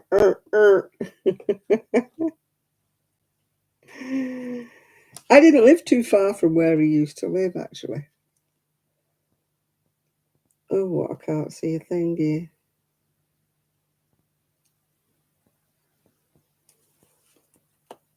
Yeah, his passion, was tremendous, wasn't it? And he was such a good drawer. Did you see the things he drew? He was a fantastic architectural drawer, wasn't he?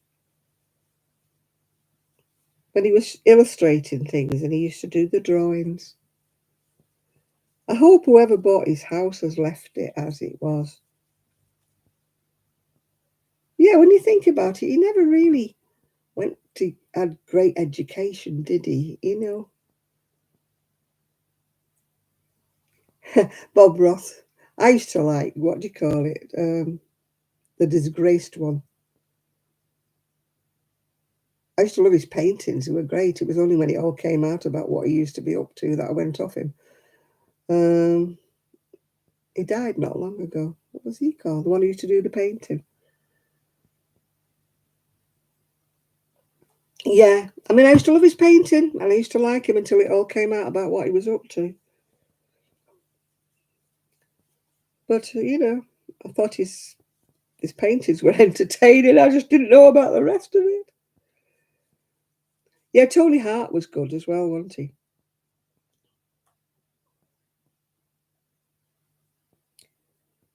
Yeah, I like animal ones. And I don't mind watching that.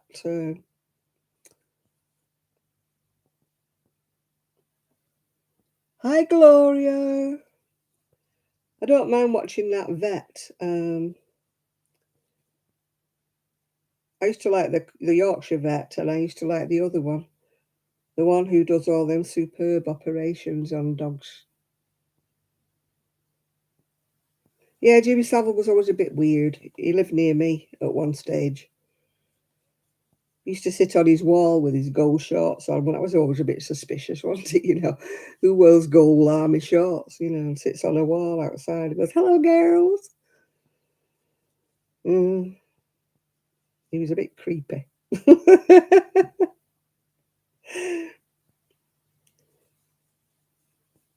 Yeah, I'm just trying to think what that vet's called. The vet that comes on TV. You won't see him in America, I don't think.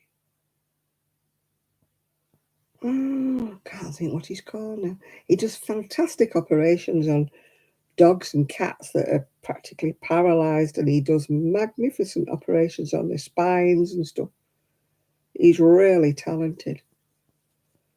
Can't think of his name now.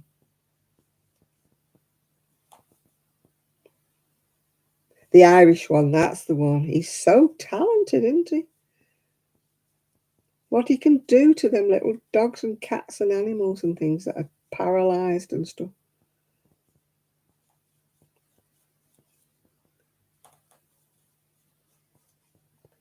One of my friends took her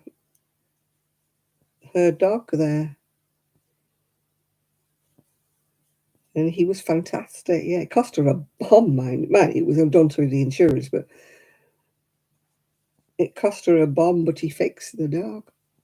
He fixed it, and the ordinary vets up here had said, "No, can do. No, no. You put him to sleep. Yeah, blah blah.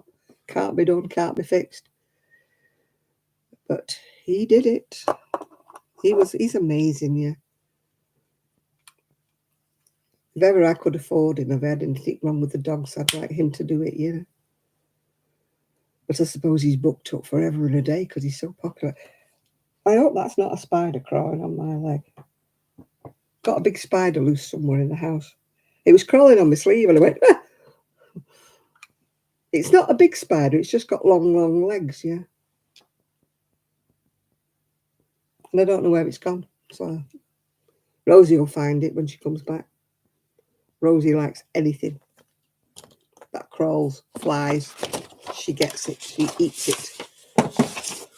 So if a fly is never safe in our house, I just hope she never eats a bee or a wasp or something, because that could be quite nasty. Right, what am I supposed to be doing now? It's got to be 15 centimetres. No, 18 centimetres from the armhole. Right. Noel, that's the one. Noel Fitzpatrick. He's the one. Thank you, Eric. He's who I'm thinking of. He's fantastic, that guy.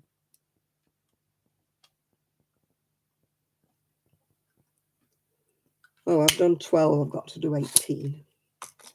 Keep going, fool. Keep going. Yeah.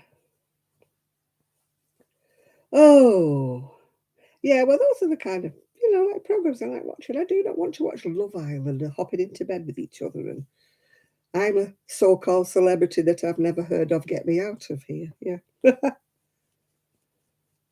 When they say, we are issuing the list of the celebrities that are in that, and you're like, who are they? Who are they? Yeah. You're like, what are they famous for? And somebody else said to me, oh, they're famous because they were in Towie or they were in whatever it is. And I'm like, yeah, but I don't watch it, so I don't know who the heck they are. Yeah. Some Z-list celebrity.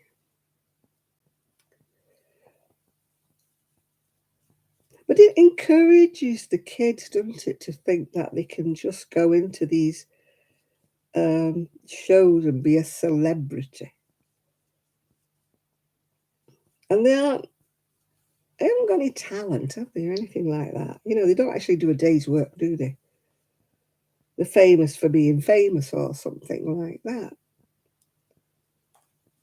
Oh, my typing's chronic, so don't worry about it. I say I've got dyslexic fingers. My mind knows what it wants to say, but my fingers say something completely different. Oh, they all love themselves, don't they? They're all full of Botox, aren't they? And Botox and fillers and spray tans, and fake boob. Well, that's the women in it. Fake boobs. I don't know about the men.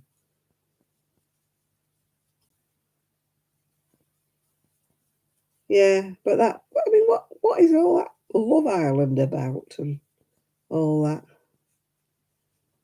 Well, there's a new one coming out now about date my mum or date my dad or something. Is it like an older version of the dating game or something? And as for Naked Attraction, I turned over by accident and there was, all these men's parts. And I'm like, what on earth is that? I've never watched Love Island. I've had to watch snippets of it because they will keep putting adverts on for it, won't they? But I've never watched it, no. Naked, as if you would pick a date by what's on view. Would you honestly choose your partner looking at their bits? You wouldn't, would you? They could be as ugly as sin, have halitosis, and boring as anything. Would you actually choose your partner by looking at their bits? It's just wrong, isn't it?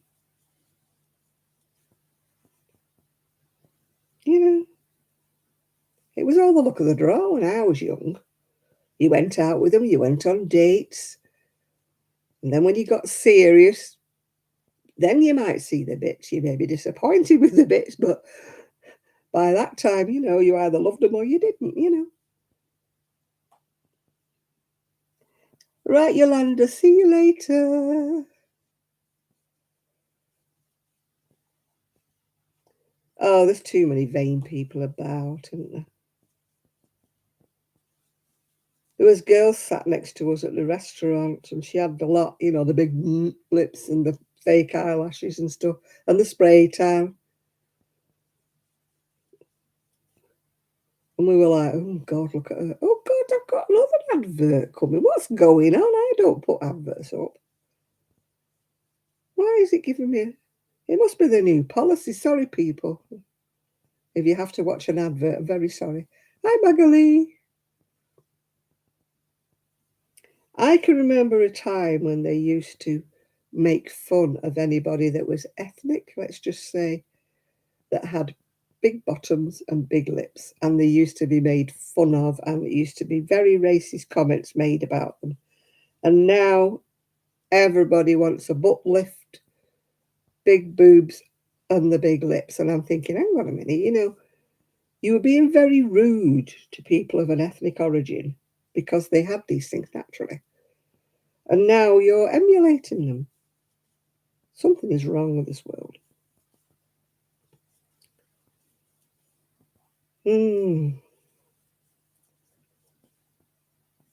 How are you today, Magali? Oh, something's crawling on my foot, I'm sure. It's that damn spider. I wonder what, when they have these, like, artificial boobs, artificial lips and everything like that, what happens when they don't do them anymore? Do they get all, like, wrinkly? Because, you've seen the pictures of it where people lose massive amounts of weight and they have all this saggy skin, don't they, that's everywhere because your skin doesn't shrink back. So when you've had big boobs done like that and butt lifts and big lip things, what happens when you don't do them anymore? You're going to have like saggy lips, like droopy lips. I don't think they think about that bit. It's like tattoos, isn't it? When you see tattoos on a wrinkly old man. And what was a nice tattoo at one stage, now you can't see what it is. It's all covered in his crepey bits, That's what puts me off ever having a tattoo. I think, oh my God, what will I look like when I'm all wrinkled? Will my tattoo go all weird, yeah?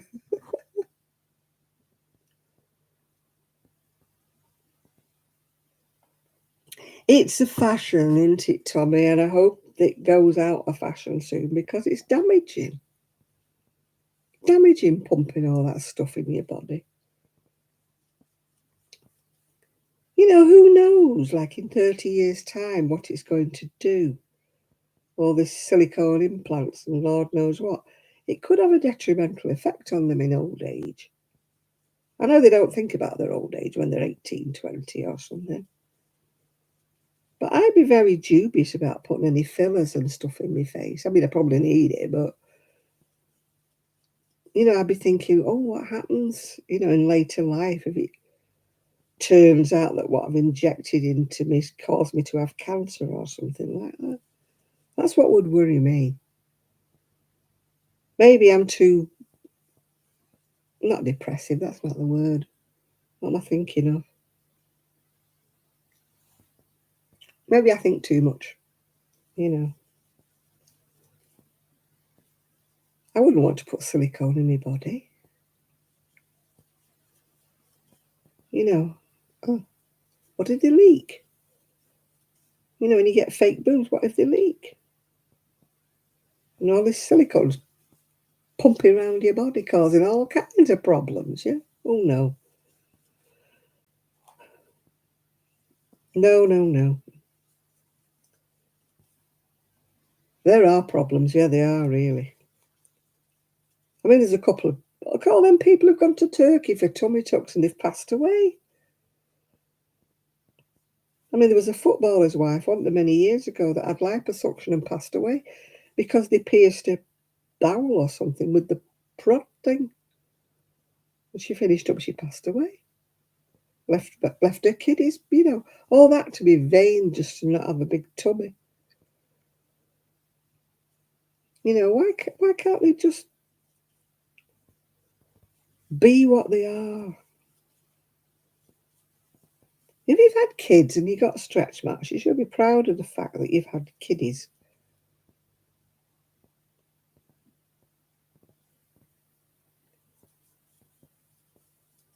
Stretch marks and things like that.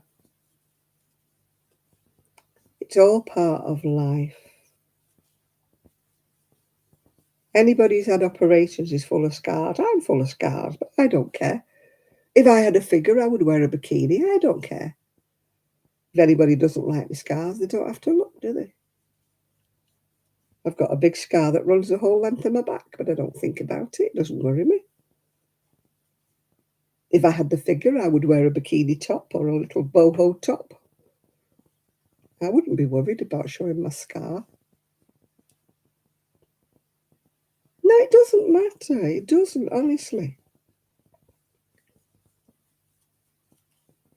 A scar is something you can't help. It's something you're either born with or it's from an operation. I mean, my ex-next door neighbour, her stomach and everything looked like a road map. She'd had so many operations, but it didn't worry her.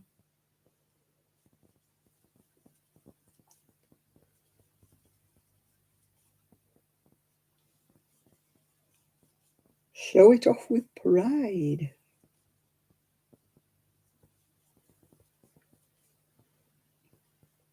I'm full of scars.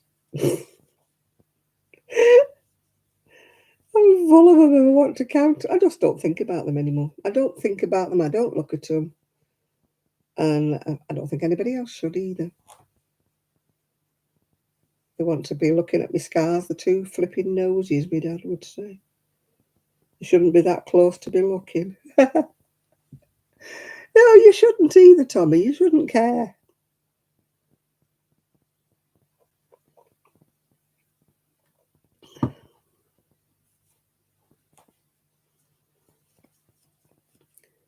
It's all superficial, isn't it? And that's what the problem is. People are too bothered about the superficial these days. Instead of worrying about whether people are nice people, good personalities, things like that. You shouldn't be judged on the way you look. You know, you should be accepting of your flaws. I mean, I look in the mirror like all women look in the mirror and think, God, that wrinkle wasn't there yesterday. But that doesn't mean to say I'm going to do anything about it. It's just vanity when you look at yourself, you think, oh, gosh, I've got wrinkles I've got bags under my eyes, I've got wrinkles, But it doesn't matter in the long run, does it?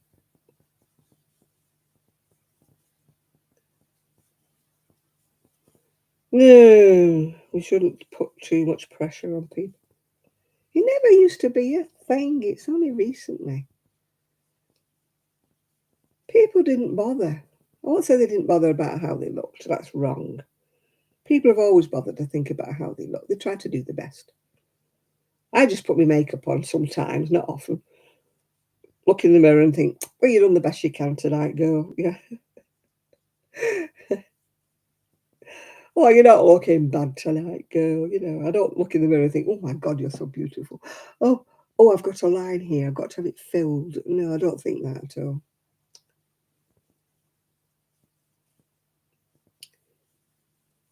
And I don't think we should either. I don't know what everybody else feels. Would you rush to have Botox or rush to have fillers? The only thing that worries me sometimes is my teeth, but that's only because I was chewing. Yeah. Oh gosh, yeah. Why do they use? I mean, I'm glad they've all gone out of putting them noses on and whiskers. Oh God, I was sick of seeing them. Everybody's photograph had cat ears, didn't it, and whiskers at one time. You couldn't see anybody properly. Well, the stars are all the same, ain't it? They shave bits off themselves, don't they? And you can tell because the curtains behind them have moved. I mean, why do they do that? They can't live up to the image that they're projecting. I could put a filter on and make myself look 25, but then it's a lie, isn't it? Because if anybody sees you, then in reality, they'll go, well, she's an old fool. She looks like 25 in a photograph, but look at her now. And I think that's the trouble is that the young ones today try to live up to what they look like in the filters. And it's all fake, isn't it? Because if you were to bump into a star in the street, they wouldn't look like they look like in their press photographs because they're filtered and the cameraman touches everything up. And colours bits in and takes bits out and shaves bits off them and makes their legs look thinner and fills in the varicose veins, you know. You see them in the street, you think, oh my God, you know. They're so old. But it's all, like you say, this reality stuff. Everybody's trying to be something they're not. I mean, I bet the Kardashians in close-up don't look that clever. I wouldn't know how to start using a filter. I can't even edit a video. I wish I could. I'd love to be able to edit a video, not because I want to alter my face. I mean, I'd like to put a picture of something I've made, you know, in one of my videos I'm making. Like, I have just finished this cardigan. There's a photograph of it there. I can't even do that. So having a filter or putting cat's ears on myself, I've never done. Somebody did it for me once. And I did. I looked 25. I looked gorgeous. But it wasn't me. Because I'd said I'd never used a filter or anything like that. So they used a photograph of me and sent it back to me and said, this is what it's like with a filter. And I'm like, my God, I didn't look like that when I was 25. I was never that good. Oh, dear. If I thought I had to look like that in my life, I would be depressed.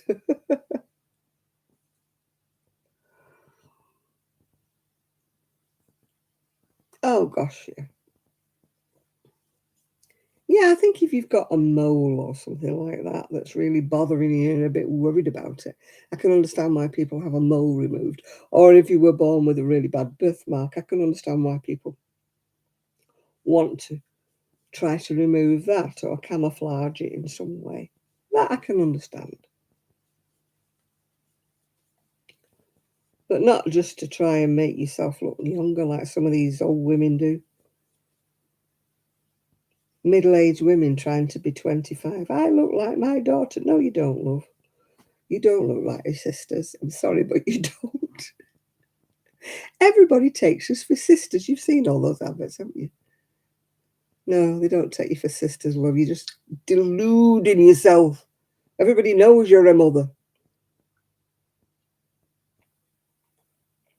They're just being polite or trying to flatter you, trying to chat you up.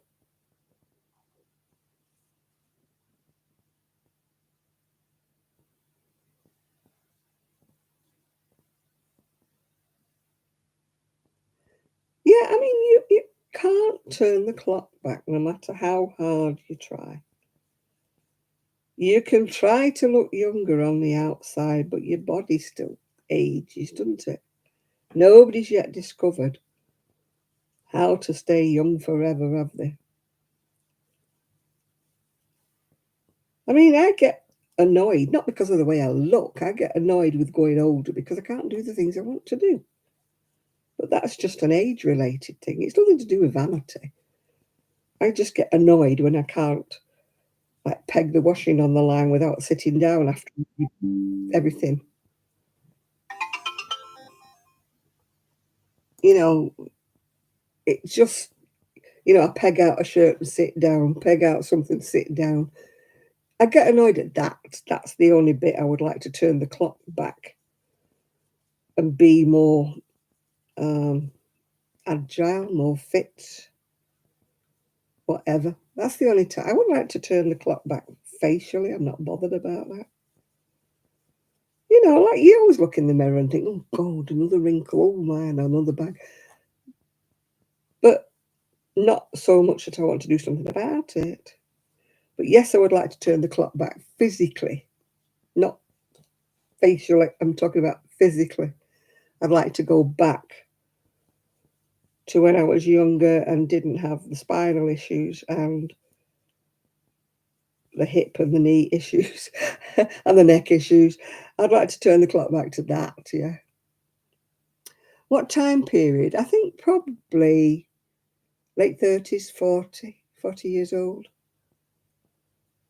Um, I'd like to turn the clock back to then. I don't want to go back to being a teenager because I wouldn't know what the heck to do these days. I'd hate to be a teenager these days. They're under so much pressure. We had life a lot easier. My teenage years and early 20s were a lot more easy, I think, than people have it today. Yeah. I mean, I really, really enjoyed being a teenager, don't get me wrong, and I enjoyed being in my early 20s, but that was then. Time was different then than what it is now. Yeah. I wouldn't want to be a teenager now or be in my 20s now. I think there's too much pressure on people.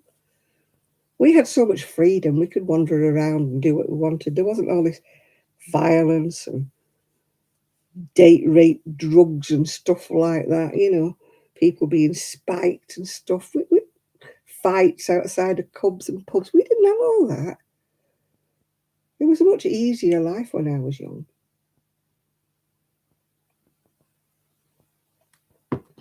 I could go out and enjoy myself on very little money. Just go to the park and walk around, with my friends, and we would sit on the grass and laugh and have a joke. Lads would play football and things like that. Now it's, whatever. You're scared of going in some parks because they're no-go zones, aren't they? They're taken over by lots of people, and you're frightened of going in there because you get harassed and picked on and stuff like that. I had it relatively easy, I think, when I was growing up, when I was a teenager and in my 20s. Go dancing, walk home. Not scared, looking behind you, seeing who's following you, who's going to drag you in the bushes. Although I did finally get attempted rape when I was 17, but that's another story. But, life was a lot easier back then. And I do feel sorry for teenagers nowadays. They don't have all the opportunities that we had. They don't have the youth clubs, we had the bowling alleys and stuff like that were nothing to do with alcohol. We used to have like disco type clubs that we went to as teenagers that didn't serve alcohol. You just paid it, went in and listened to the music and things like that. Or we had the old-fashioned coffee bars where you used to go and hang out and buy a burger or something. Put money in the jukebox and stay there all day with a cup of coffee, As I say, life was so much easier for me when I was young.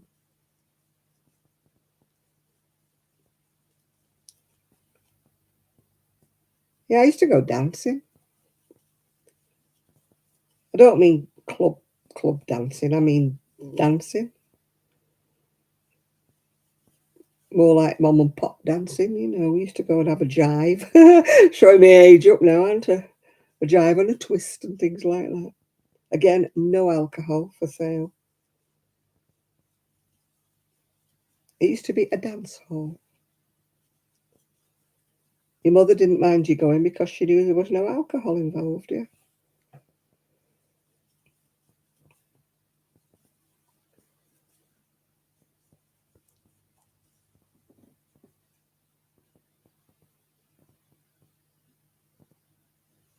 Oh, we were no such thing as the internet. No such thing as a computer back then. We only had about 3 channels on the telly. There was no such thing as Sky. But it's just, we didn't miss it because we didn't know it existed, and it didn't, yeah. So you can't say we missed it because it's like kids today wouldn't know what to do without the internet or the mobile phone. We didn't have a mobile phone. We had phone boxes, and if you were lucky, your mother had a phone. I mean, we had a phone at home, but purely because we were a business, yeah. If we'd have been living in an ordinary house, we wouldn't have had a phone, yeah. You would be missing out on something. You'd be missing out on me. You lucky people. But as I say, it's just the times that we lived in. To say we made our own entertainment, we did, yeah. Oh, 2040, they'll be looking at us on the internet as being old fogies, you know. Oh, they used to use the internet. Oh, dear. We now talk to our wrists, or we talk to a chip in our ear or something. It'll all be somewhat different by 2040, won't it? Maybe I won't be here, I don't know. If I'm not here, I won't be bothered, will I? I certainly won't be doing my lives in 2040. You'd have to wheel me in on a stretcher. I just live my life as it happens, yeah. Don't worry about things getting older. Doesn't change anything, does it? Yeah, but, you know, if I was to think, I'm 77, right? If I was to think, oh God, how many more years have I got to live? Nah. I just live each day. I wake up and think, oh, I'm still here. You know, as they say, live each day as if it's your last, because one day you'll be right. Yeah. I used to say I want a telegram from the Queen, but of course now she's gone. If I lived to 100, it might be King William, mightn't it? I might be getting a telegram off him, because Charlie Boy might not be there either.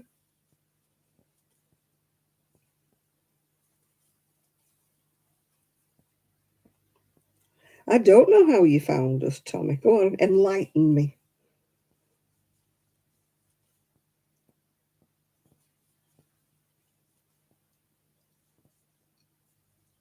Somebody found my channel the other day because of my last name. They were watching something else and it came up. You just typed in live chat and you got me. Oh, you poor thing. Somebody was saying that they were watching something else and they were watching a film, and it was like an officer was in it called Captain Carruthers or something. And because he was watching that, they recommended my channel. And he's going, I don't know why I'm watching a crochet channel. I was watching a spy movie.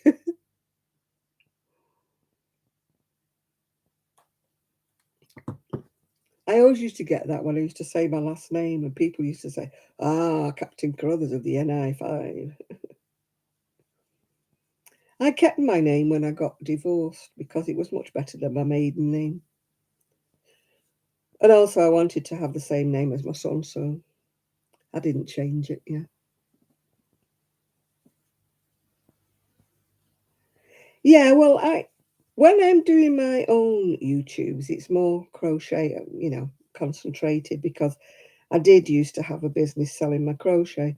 So when I do my other channels, but I always said that this wasn't the same. This Saturday night channel was not the same. It's what I call party night. People can have a chat. It's not like me boring on about, oh, I've made this or I've made that. Look at this, what I've done. Look at that, what I've done. That's my other videos. If you watch any of the other videos, they're more about my crochet, about whatever and stuff like that. But this channel, I always say, no, anybody can talk about. We always say no religion, no homophobia, no politics, kind of no race is what our rules are on here, is keep it clean, keep it, you know, nice for everybody to come in.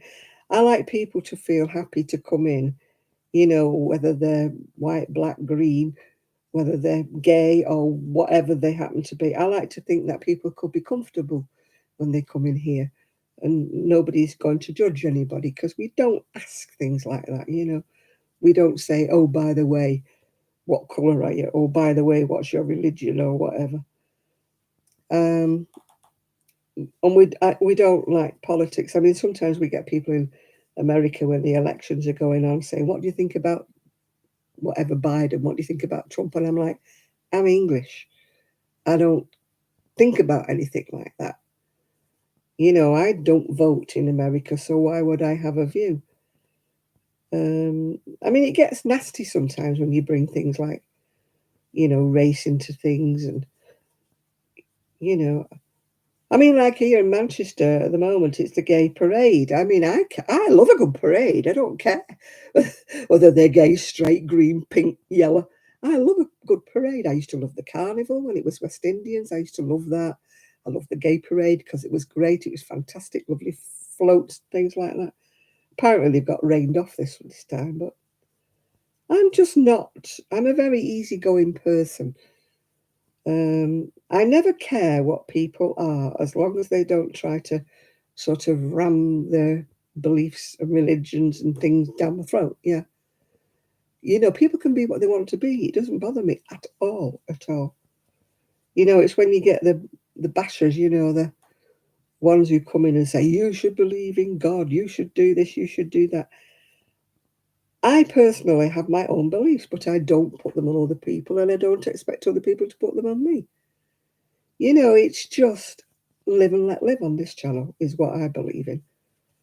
I don't want anybody coming in saying, I believe in this, I believe in that. Yeah, fine. Have your own beliefs, doesn't worry me.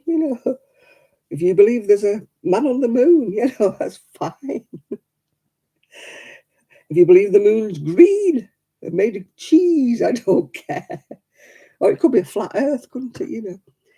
It's just, you've got to respect other people, haven't you? You don't come in and say, if you don't believe what I believe in, you're wrong and I'm right and stuff.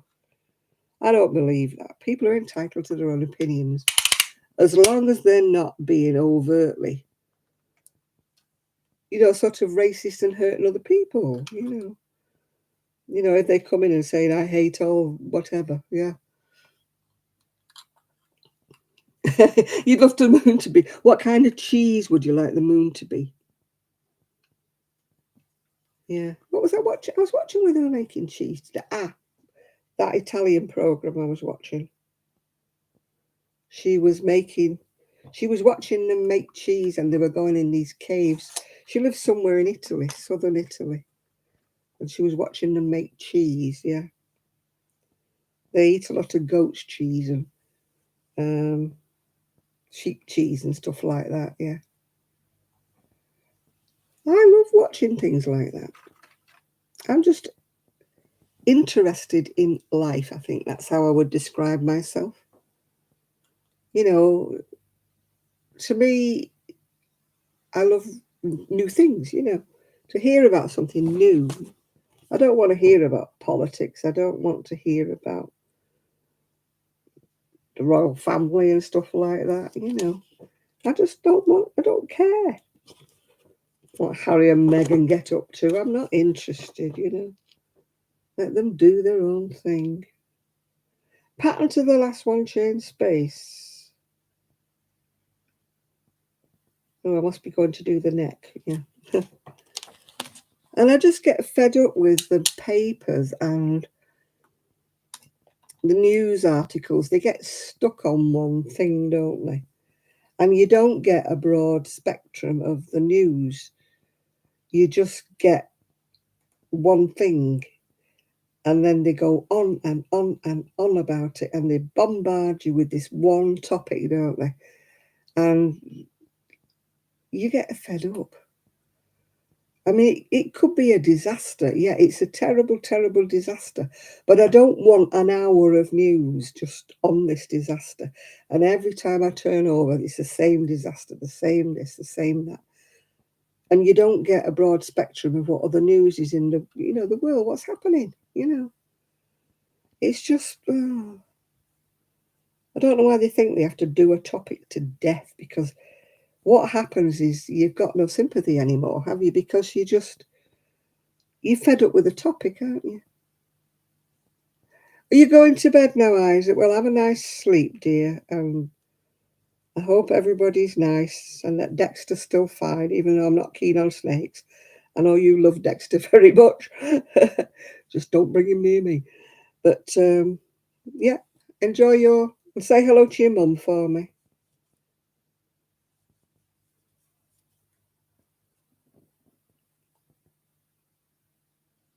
No, you're right there, Mimi. They don't tell you what happened, do they?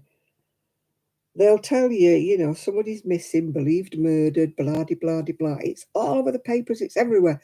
And they never tell you, have they found them alive or have they found the body? They never tell you. And you're left dangling, aren't you, in midair? And you don't know whatever happens to people, yeah? They're just, it's sensationalism. And I think it's very boring. I like to see a broad spectrum of news. I like to know what else is happening in the world. Yes, it's terrible when there's a disaster, and it's awful when people, lose their lives in earthquakes, wildfires, Lord above. Yeah, but I want to hear the rest of the news. Yeah, I want to know what's happening somewhere else. Got every sympathy for things that happen. These disasters happen, but I don't want it rammed down my throat. Oh dear. Bye, Isaac. You have a nice sleep, love.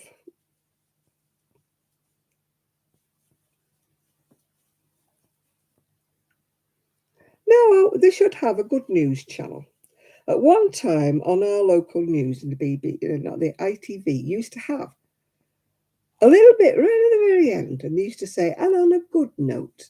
And they would show you a little panda that had been born, or they'd show you something nice, some good news they would show you right at the end of the news. But they don't do that anymore. There was always good news to sign off with. And you go, oh, look at that, that's nice. And it didn't take your mind off the horribleness, but it ended the news on a good note. It was like, yes, there's some good news, yeah. We should be able to have a good news channel that you could turn over and say, right, I'm going to watch the good news channel for a change. I'm going to watch something that's nice.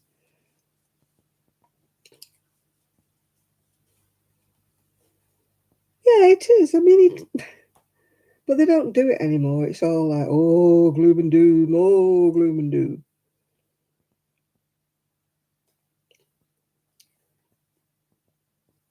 So, yeah, I think we should have a good news channel. It's Good News Week.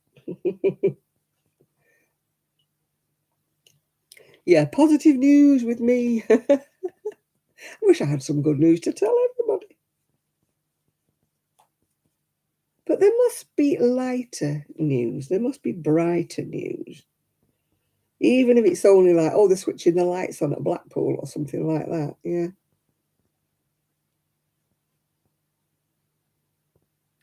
Spend a day at a packing house. What's a packing house, Shad? Yeah, they think that kind of news sells papers, don't they? And a lot of it is fake news, isn't it? It's like they blow up something. And I think if they don't know if it's true, they make it up as they go along. Sensationalism, that's what it is, isn't it? They think everybody wants sensational news or a scandal about some film star or some celebrity scandal, that we're all supposed to, we want to know the scandal. No, we don't. We're not interested if somebody said something nasty to somebody in the supermarket. We're not interested. Go away.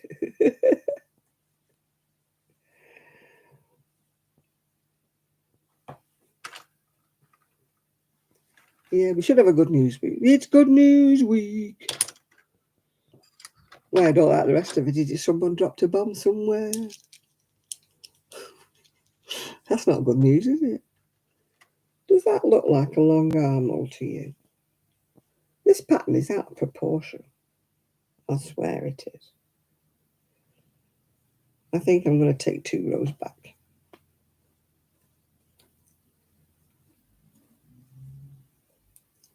There is a plane just gone overhead. I don't like it when the helicopter goes overhead because I'm always like, oh. What's happened? I think that neck would have been too high up.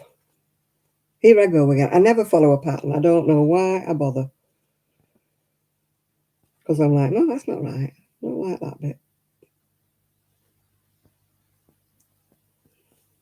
That looks better. I'll be doing this neck for myself. I can see it coming. If I don't like the way they shape things, I do it myself.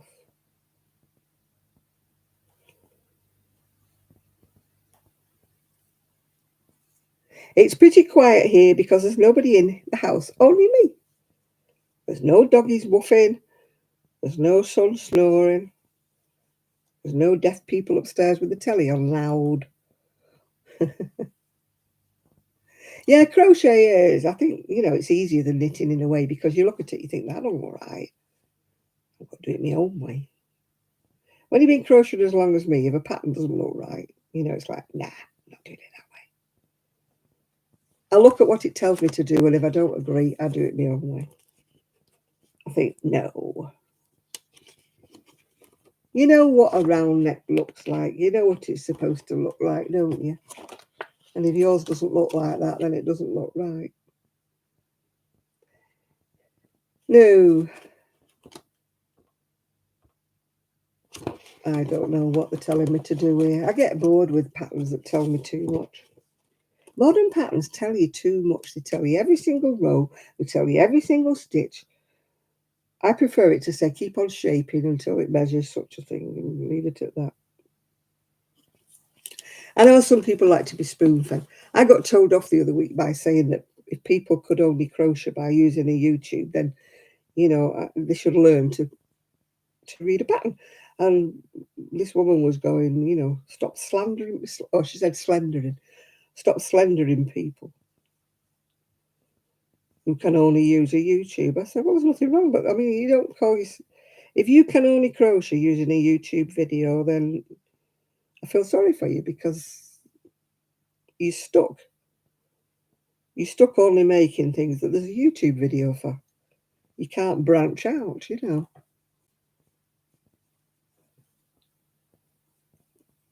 Your life is just stuck into it if you can't read a pattern. All you can make is something that somebody else has made a YouTube video for. And it might not be what you want to do. You might want to make yourself a cardigan and there's no patterns out there. And if you can't read a pattern, then what are you going to do?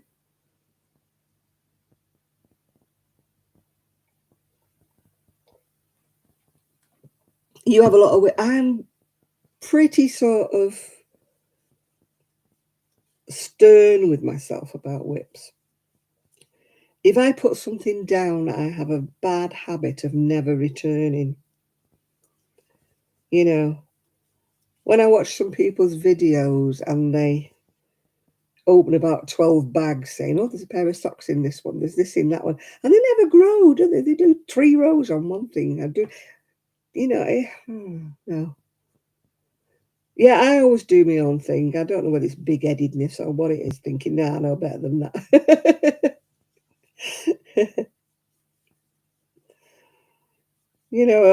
I sort of half follow a pattern, and it kind of looks a bit like the pattern when it's finished. But you'll find I've gone off-piste, as they say. I've wandered off.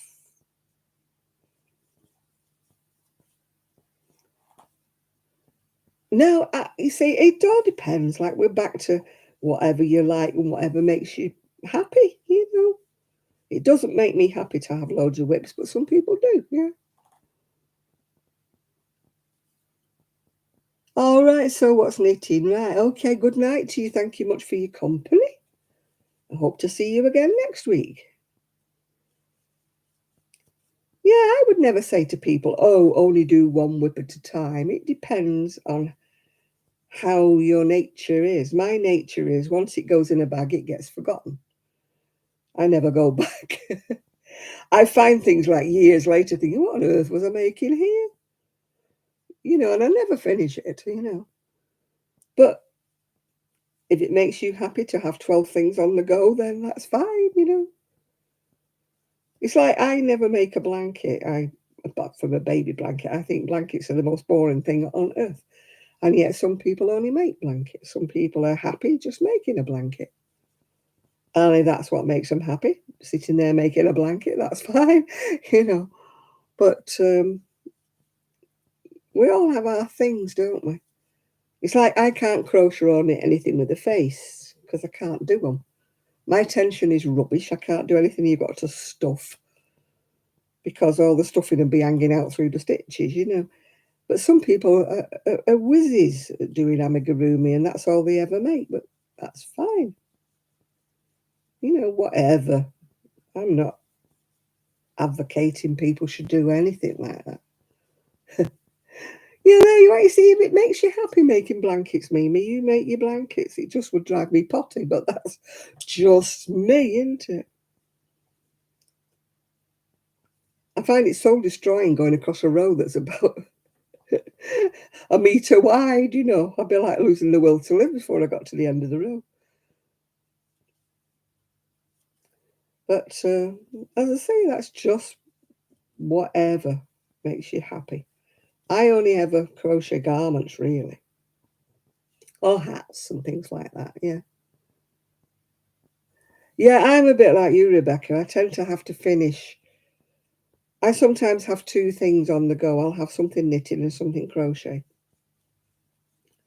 But I've put down a thing that was like in squares, not granny squares, it's in squares. I put that down and I really can't pick it up again. Oh, excuse me. I'm going to have to force myself to pick it up again because I can't leave it like that. I can't undo it because it's all in little squares. So it would be a waste of yarn. I can't, oh, I've got hiccups now. I can't repurpose it. So I will have to go back to it. But I've lost, if I'd have carried on doing it, I would have finished it. But because I stopped, I kind of just lost the interest in it. Yeah, some people do love making blankets. I'd rather like poke my eyeballs out with a needle, but than make a blanket. But that's just the way I am. Yeah. But whenever I say I've got this and that, and the other people say, "Oh, make a blanket," and I'm like, "Oh, please no." But I'd say the same thing if you said go and make a cake. You know, it's just the way I am. Yeah. We've all got our things we like to do. It's like that 5D stuff and that, you know, that was all the rage.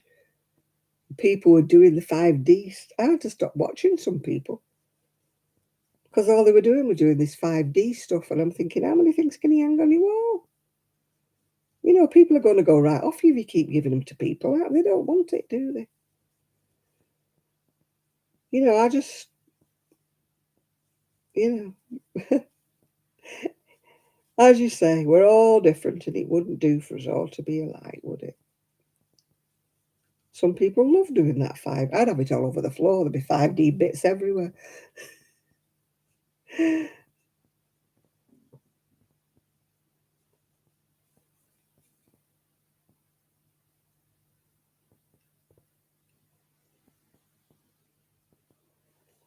I mean, right. We all have our thing. The only thing that I get a bit bored with is when somebody does something and everybody on YouTube has to do one. And I'm like, why? It's like that Sophie's blanket. Everybody in the world was doing a Sophie's blanket. And I'm like, why? Just because one person's done a Sophie's blanket, why do you all want to do one? I mean, to me, I'd be thinking, oh, I'm not making one of them. I don't want one of them in my house because everywhere you go, there's going to be one.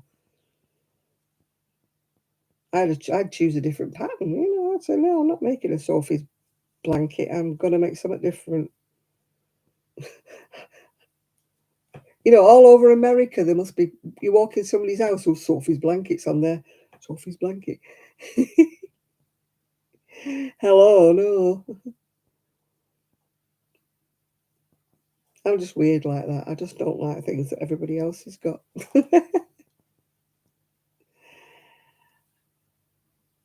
It's like if everybody's making a certain cardigan, I won't make it because I don't want everybody wearing my cardigan, yeah.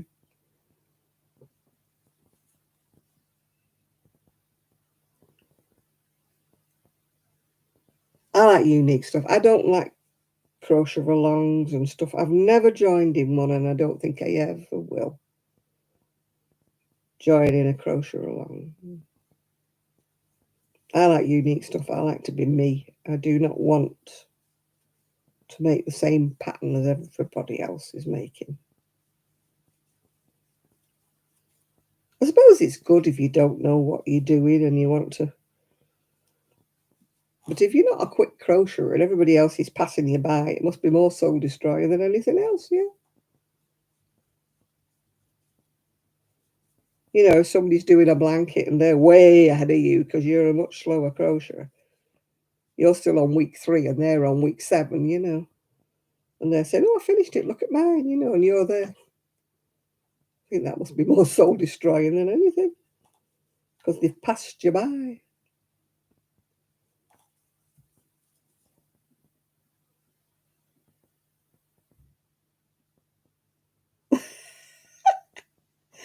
I'm a bit like that with my little bit of hand-dyed yarn, Mimi.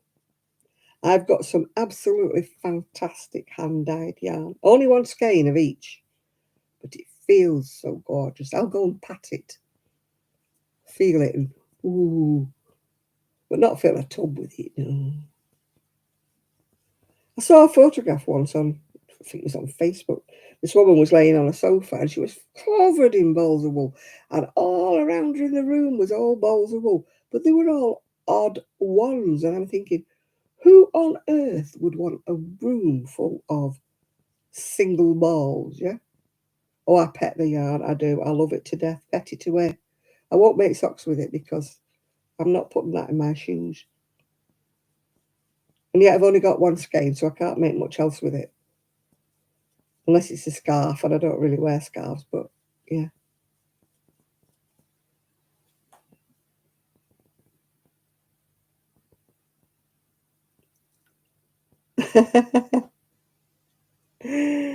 Oh dear. We all have our things, don't we? I don't buy as much yarn as I used to. I used to be addicted to buying yarn. It was like an obsession. I would see something on YouTube or I would see something. I've got about 12 pairs of handmade socks, Mimi, that I never wear. I had a thing about making socks, and I made socks, socks, socks, socks. Never wear the flipping things. They're all there, all made. Never wear the damn things, yeah. I might put a pair on to get in bed with when it's cold. But I don't like the feel of them on my feet, and I certainly don't like them in my shoes. They make my feet hurt. You know, the ridges on the knitting. If I wear my hand knitted socks, I have to wear them inside out. How did I cure myself?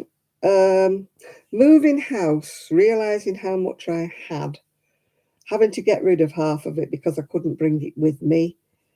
And after we'd bought this house and moved in, it was poverty, really, that made me stop buying it. I still buy it now and again, but I was obsessed with ice yarn. But then they put all the prices up, they put all the postage up, they put the um, VAT or whatever it was, the import duty and everything. And instead of being lovely, inexpensive yarn that was very, very pretty, you just couldn't afford it anymore. Now I can't even look at it. I put some yarn in my basket from ice yarn not that long ago, and it was £16. When it got to the checkout, it was £42. And I thought, am I paying all that much for VAT, import duty, and postage? For £16 worth of yarn, £42. I won't do it. I mean, Sue and I used to share postage. We used to do it together. We used to order things and share the postage. But there was no import duty and VAT and all that jazz back in the day when I used to buy it. I still have a lot of ice yarn. People see it sometimes in my shed and say, "You're going to sell that rainbow yarn?" And I'm like, no. I can't buy it anymore. No, I'm not buying, not selling it. It's mine, all mine. Oh, I don't know. It was when I never thought Turkey was in the EU. So why, when we came out of the EU, did it make all that much difference? I mean, people in America seem to be able to buy it much cheaper, than we can. I don't know what it is about the UK, but everything we order from abroad now seems to have really gone up. They hammer us with all this VAT stuff and everything. I mean, flipping postage is ridiculous. I used to have an Etsy shop and I used to sell most of my things to America. But when I have to say to someone, it's going to cost me £29 to post your cardigan to you, it kind of puts me out of the running of people in America who selling things much less money than I am, even though I'm not charging as much for the garment as they are. It still puts me out of the running because I'm having to charge so much for the postage. So I'm just in a quandary at the moment. Why I'm not selling anything and why I'm not. I haven't even got a web page. I've not even got an Etsy shop. I've got nothing at the minute. Still got a lot of crochet I could do with selling, but. And I don't like Etsy's policy anyway. They take so much commission off you. When they said they wanted me to have a US tax code number, I thought, no, I'm not going there anymore. Oh, we will not promote your listings unless you offer free postage. Huh? I can't do that. When postage is £29, I can't offer free postage. Come off it. I'd have to add my £29 to the cost of the garment and then say it's free postage, which is a lie.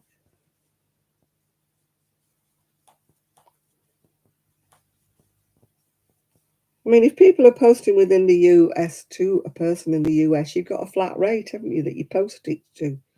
But we don't have that in the UK. Everything gets weighed. And it costs us a bomb to send anything.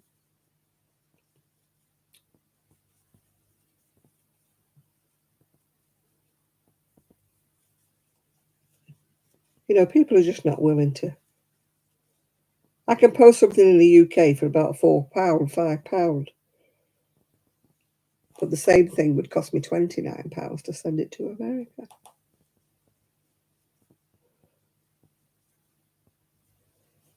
So I don't know where I'm heading. My horoscope today said I was going to have a wonderful time financially and everything was going to be falling into place. And I'm like, what? I think you got that a bit wrong.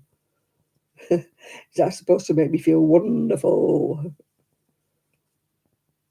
I'd love a web page, I really would, but I can't do one. And I can't afford to have one made for me.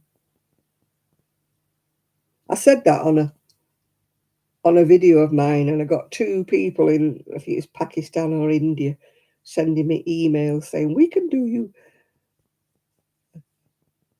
What's my sign? Oh, I'm a Sagittarius. Fire sign. Supposed to be one of the happiest signs in the zodiac. I am pretty cheerful most of the time. Yeah, I would love to have a web page, but I'm stupid. I can't do things like that. I was trying to work out the other day how to do a collaborated YouTube, with my friend. We'd do it together. But we don't live together. Like when Sue used to come, she used to be sitting by my side and we were having a chit chat. But I have seen these videos where it's like a split screen. We're in our own homes, but we're talking and it's live and you can chat and join in. I can't do a Google because Google Hangout, you've got to invite people to join you. People can't just wander in as at will. Zoom's the same. You'd have to invite people to the Zoom. And also, with things like Google and Zoom, it gets silly if you've got too many people in because everyone wants to talk at once. and you'd have to silence people, which would put people's back up, if you're saying, right, it's not your turn to talk, I'm talking, shut up, Um, it gets silly. I've been in Zoom calls where it just gets silly. Everybody wants to talk at once, and then you get somebody whose partner comes in the room and they forget their mic's still switched on, and they start having a conversation about what they want for tea, and it just gets silly. So, but I don't know how to do. I don't even know how to edit. I'm just rubbish. I can't even link two little videos together. People have said like, "Oh, well, why don't you do, little videos showing what you've crocheted and that, and add them all together?" I can't do it. I'm hopeless. Thick as, yeah, whatever. I'm that, yeah, thick as. I need somebody sitting by my side saying, "This is what you do." Somebody telling me from the other side of the world, somebody talking to me on the phone, somebody talking to me on Zoom. I still can't do it, yeah. Oh, God, what up? News headline, spotlight ready, curtains up, meet this star. Yeah, right, whatever. No, it isn't my thing, you're right, Lizzie, it's not. I'm not the right generation. I didn't get brought up with technology. It wasn't like in my schooling and in my education. I'm late to the party, if you know what I mean.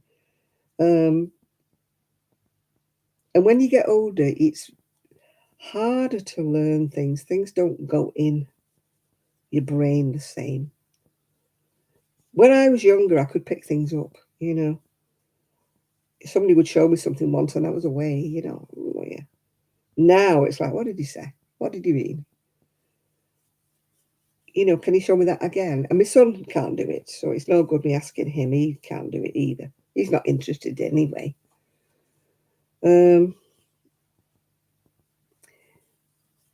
Yeah, I'm just not, like my generation. I never even saw a computer till I was in my 50s, It was all alien to me. I never even owned one until I was in my 50s. So my actually doing a YouTube is a miracle in itself. I did manage to pick that up on my own. I don't know how I did, but I did. But I can't learn. What do I have planned for tomorrow? Tidying up before the family come back.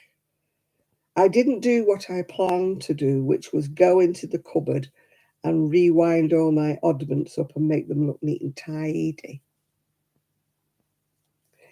Yeah, the young learn. Well, they've got young brains, haven't they? When I was younger, I picked up things. You know, um, Sad to say, when I was young, I couldn't understand why the old people couldn't pick it up. I used to think, are they thick or what? And then when you get old yourself, you think, no, they're not thick. They've just got enough in the brain already. They just don't know what to do. Right now, I think it's almost long enough to turn a neck into. Yeah.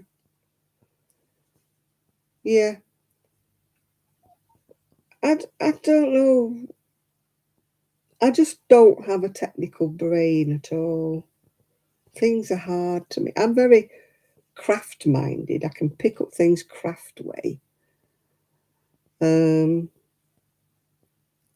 but like the younger people are different in the way that they can't do anything unless they've got a calculator or the phone. If you ask them to add something up in their head, they can't do it, can they? Whereas we have that skill we were brought up with. They can't do change in a shop unless the cash register tells them how much change they've got to give to people. Have you ever tried giving say it's £1.05, and you've got a £5 note? Have you ever tried to give a young person that 5p and say, give me £4 back? They can't do it. No, the cash register says I've got to give you £3.95, and they will do that. They cannot work out. If you give them that 5p, they don't know what you're talking about. Yeah. You've just bamboozled them completely. They can only go by what the cash register says they've got to give you change. And if you've got 10 tins of cat food, they go 1, 2, 3, 4. They can't do what 10 times cat food unless the cash register tells them they can put 1 in and put times 9. Otherwise, they have to do 10. And, and, and. They just can't. So, I mean, we've got that advantage over them. But then again, they've got this, the calculating brain, yeah.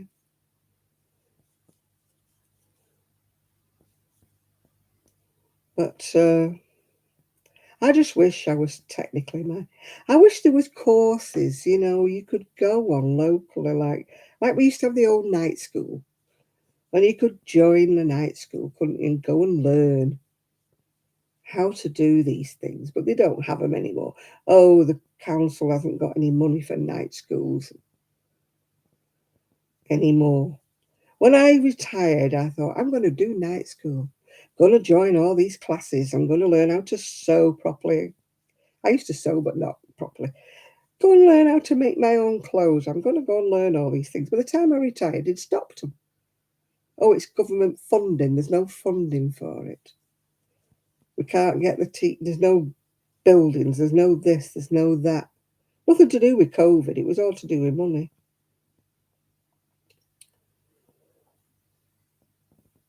I saw an online course yesterday. Crochet. Learn your own business. We can help you to start your own business. Join this course. Blah, de, blah, de, blah. $899. I'm like, oh, really? And she was just saying, perhaps I've worded it wrongly because I don't seem to have many people signed up for it, blah, blah, blah. And I'm like, no, you won't. Who's got $899 spare to join a course on how to improve your business? Sorry, mate. If I had $899 spare, I would pay somebody to make me a web page. I wouldn't be bothered paying you for a course to learn how to do it myself.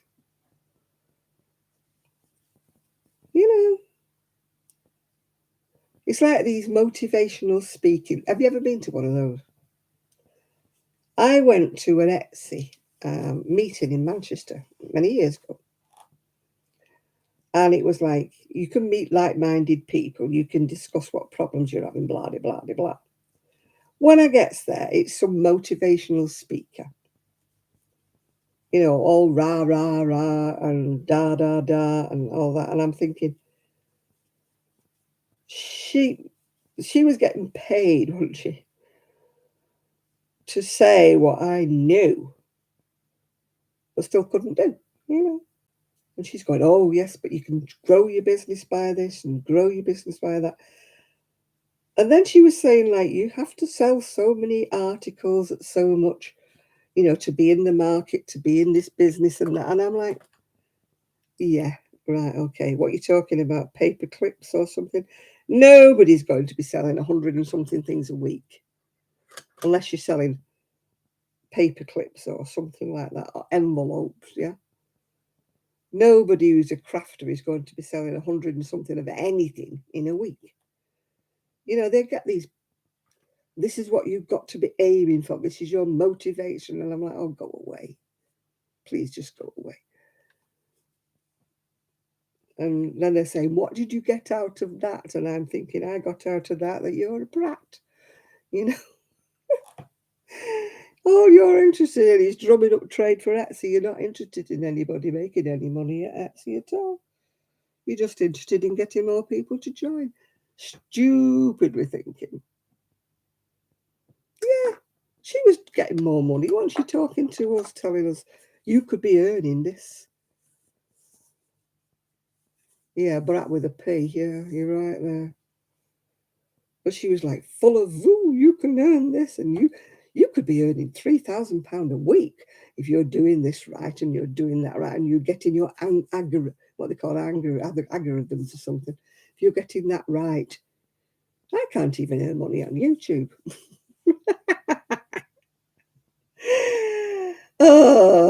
I'm not one of these people who's getting hundreds of pounds. Yeah. Yeah, the only one that was earning anything. You're right there, Chris. Yeah. Yeah, they're making more money speaking, motivating you. It's like all these motivational speakers are like that. They're selling a dream, aren't they? It's like what we used to call the pyramid selling. They're selling you a dream and they get you thinking that you can do it and you can't do it. You just can't. If you're a crafter and you're making anything, I don't care what you're making, you have to have the right niche. You have to have the right platform. You have to get yourself known. You have to have a name. It's like if you're a fashion designer or something like that, yeah, they get the big bucks, but there's millions of sewers, dressmakers, and whatever scratching a living, making a dress for the woman next door or something like that and getting a pittance. Whereas you get these big designers that are making silly outfits and they've got the name, haven't they? Everybody knows them, the household names, everybody, ooh, yeah. I mean, I watch these YouTube videos of these sweet little 20-year-old things, yeah, that think they've invented the wheel. And they're saying, we can show you how to grow your business. And I'm thinking, no, you can't. You are 20. You are little figures. You're making little boho tops that you're selling to your age group. Yeah. And people are buying them because you are young. You're selling to the young. They don't want an old fogey like me making something fashionable because they would dismiss me right away and say, she's too old. She's not fashionable. She can't sell us a boho top. She's too old, you know. Yeah, if I had a front person, if I had a young niece or something that could stand there and pretend to be the person who's doing the crochet, blah, blah, blah, and start doing TikTok videos, dancing about and all that and the other, I'd get loads of sales. But it's so ageist, you know, this kind of thing. It's like, I've got the expertise to do the crocheting, but I'm too old in their mind. I should be doing the cat blankets, you know. What does she know about fashion? She knows nothing about fashion. Yes, I know how to read a pattern. I know how to crochet anything. You show me something, I can crochet it for you. But if I went on a YouTube video or do a TikTok thing and say, yes, I'd have to hold it up or put it on a mannequin because I couldn't model it, you know. So this is what gets me is these sweet little 20-year-old things charging like hundreds of dollars for something that I can't sell for 40. And that gets me peeved. And then they're telling me how to run my business. And I'm like, yeah, okay, fine, thank you. Bye-bye.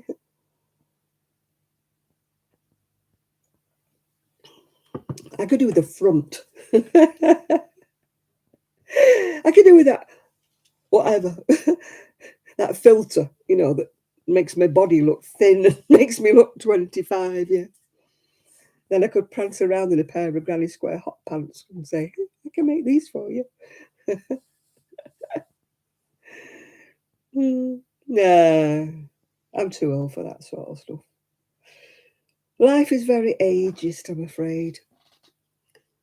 I mean, people like the late Vivienne Westwood, I mean, she made her name when she was younger, you know. So even when she was like 80 and making clothes, people were like, oh, it's Vivienne Westwood, yeah. She's fashionable, she's fashion. We'll buy from her, yeah. Whereas me, little old me, you know, I had little boho tops that people are selling on Etsy for 30, 40 quid. I couldn't sell them for £10 at the craft show. No, not interested. I put them on Etsy, but because it was going to charge £29 for the postage, I couldn't sell them. People would have bought them if I could say, yeah, it's postage free for 10 quid. Oh, yeah, they'd be out the door. But never mind. I'm having a right old whinge, aren't I, today? Having a real old whinge, but I'm entitled to. I'm not well. I'm not well, so I'm having a whinge. Yeah, and I don't know what time it is. I have got no idea. Oh, it's past the witching hour. Time I was in bed. I've not got the dogs coming in, have I? Rosie going boofing through the door. Yeah. Yeah, you have to leave me. Well, I'll be leaving soon, love, so you won't be, So if you can find me a nice, sweet young thing that'll model my stuff that lives nearby. Good night, Mimi. I can't call it a bucket list. My wish in life would be to have a catwalk.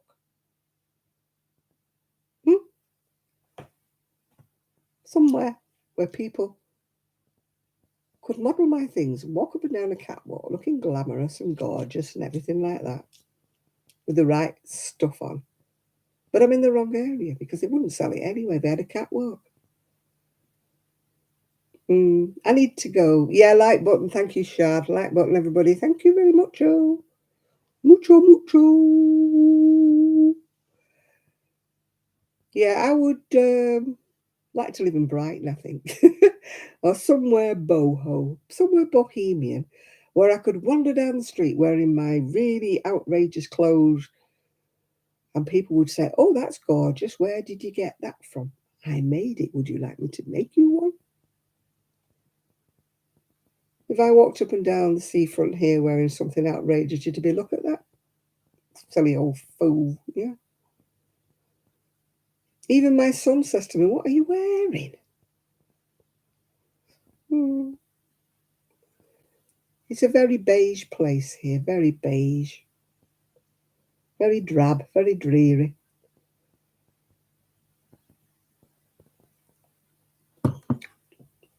I just feel uncomfortable wearing my granny square coat. That's how bad it is around here. People will be like, she got on, she wear it. Yeah.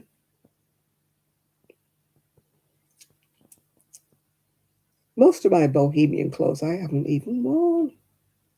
I used to wear them in Prestwich. They're a lot more eccentric people there. Here they're out, eccentric people. Not really. I'm not really seeing any like-minded people. People who think like me, act like me, be like me. Not seeing anybody like me here. Oh, you're going as well, Rebecca. I'm going as well. I should try to get to sleep. At least my stomach's settled down. I do to a certain extent, Chris, but it's hard to, to be me. To be as eccentric as I feel like being, like, I don't know whether you watch Harry Seth Cohen with his, people like, oh gosh, what's she call that lady? The big glasses. She's very Iris Apfel. Yeah. She's 101 today, would you believe? 101. And she still dresses in the most outrageous clothes. And she designed a whole range of clothes for H&M Fashions, which were all in small sizes, which I couldn't fit in if I could have afforded them. But she sold out in the first few days. Everything had gone. And they were all quite outrageous clothes, yeah. And she sold one. One was a really bright green, like a shaggy fur coat thing. I would have loved one of them. I would have worn one of those. Yeah. I mean, I wear my, if you know Indigo Moon, they're all velvet jackets with all that applique on them. I wear them quite a lot. I get stopped every time I wear one. People say, oh, they're gorgeous. They're beautiful. They're lovely. I couldn't wear it, though. Why? Oh, no, it's too outrageous for me. I couldn't wear it. You look lovely in it, though, but I couldn't wear it. And I'm like, why? If you love it and you like it, why can't you wear it? Because that's what they're like, yeah. Put you down for a yellow one, what a big furry coat. You'd be like a big bird, wouldn't you, off Sesame Street? Not saying that you're fat. I'm just saying Big Bird was, he always wore a big yellow fur thing, didn't he? Was that Big Bird? Have I got that wrong? It's a long time since I watched Sesame Street. Yeah. I used to have a lovely loopy jacket that my mum knitted for me. Yeah. I got fastened up with Tony Christie. He got his cufflink caught in my loops on my jacket. He was walking past me on the foyer. Oh, he smelled delicious. Oh, God, he had some lovely aftershave on. And he got his cufflink fast in my jumper. And he said to me, if you'd wanted my autograph, my darling, he said, why didn't you just ask me? But you know, he patiently unravelled his cufflink out of my jumper. Lovely man. Yeah. I was too busy going, because he smelled, oh, God, you can tell expensive aftershave, can't you? It weren't rubbish. It weren't brute. Yeah. It weren't the great smell of brute he was wearing. It was something gorgeous. Oh. Mainly when I used to work in the perfume shop for a little while, I used to be there sniffing Isimayaki and all them, you know, that you can't afford. Ooh. I mean, back then they used to be £50 and £60 a bottle, you know. I mean, God knows what they are now. Ooh. Yeah, you can tell links, can't you? From something a bit more expensive, yeah. Yeah, Isimayaki used to be my favourite one. God knows how much that costs now. Yeah.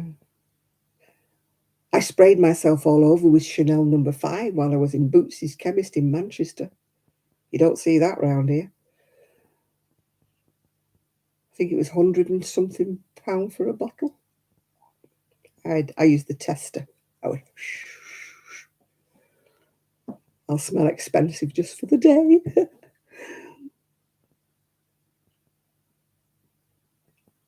Let people think I've got that kind of money to splash out on perfume. CK1's about all I can afford these days. It's about 30, 40 quid for that. I have to take a deep breath when I order one of them. But I do like CK1. Chanel No. 5 brought back memories. I always bought it when I was a teen. It wasn't that much money then. It was expensive, but not that much money. I used to buy Chanel No. 5 when I was about 17 or 18. That was my signature perfume. It brought back, I had the soap and everything to match. I used to smell beautiful when I was a teenager. I loved Chanel No. 5. I think my niece said it was about £120 when she bought it last.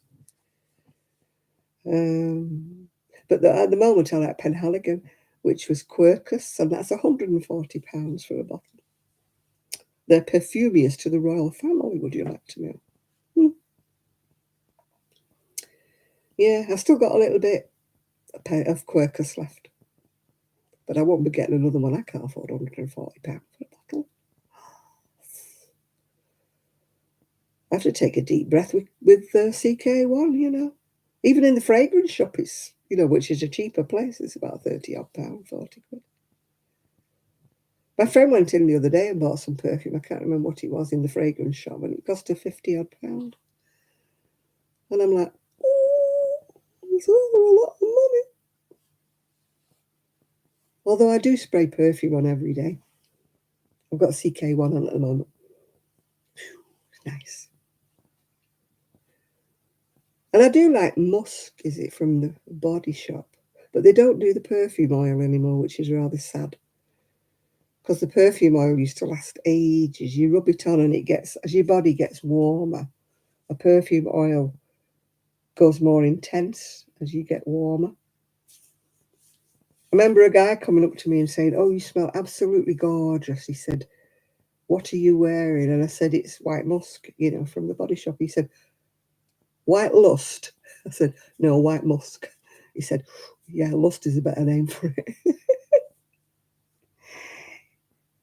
Musk perfume is made from like pheromones, which is supposed to be like your natural pheromones that attract a male. Never attracted anything when I'm wearing it, but never mind. The thought was there. What's making you sick? The musk. Don't you like musk oil? I don't like a lot of the ladies' perfumes, you know, the opium and the poison and all that. Ugh. They're much too strong. They give me a headache. It's like the great smell of lynx, isn't it? That's vile, isn't it? You only buy lynx for somebody you don't like. Yeah. Dollar signs. I know we had money. If only we had money. Money is the root of all evil, they say, don't they? But I'd like to have a chance at a bit of evil. Hmm.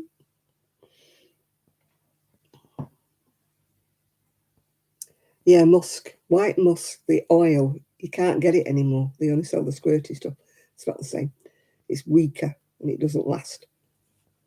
Ever since she sold the body shop, that lady who run it, their ethics have changed. She used to only use natural products, you know, from all over the world and everything. And she did a lot of perfume oils. I can remember when it first opened, I went into Manchester and there was rows and rows and rows of all these different perfume oils. And he used to say what size of a bottle you wanted. And they would go in the back and they would fill up the bottle for you. Yeah, little bottles like that, but they used to last forever. Little tiny bottles. And they had all different kinds of perfume oils, and they were gorgeous. But then she sold it, whoever she was that sold it.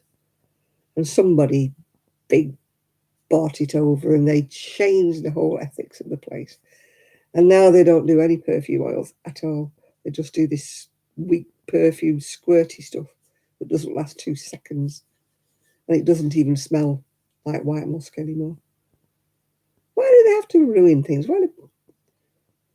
I can't remember her name now. Oh, Olivia something or other, what she called? But she used to run the body shop and it was all ethical. She used to source everything from natural products and stuff. But now it's all synthetic rubbish now, isn't it, there in the body shop? It's not like it used to be. Yeah. Oh, I love musk, yeah. I tried the black musk the other day when I was in the body shop, but it had faded practically before I got out the door.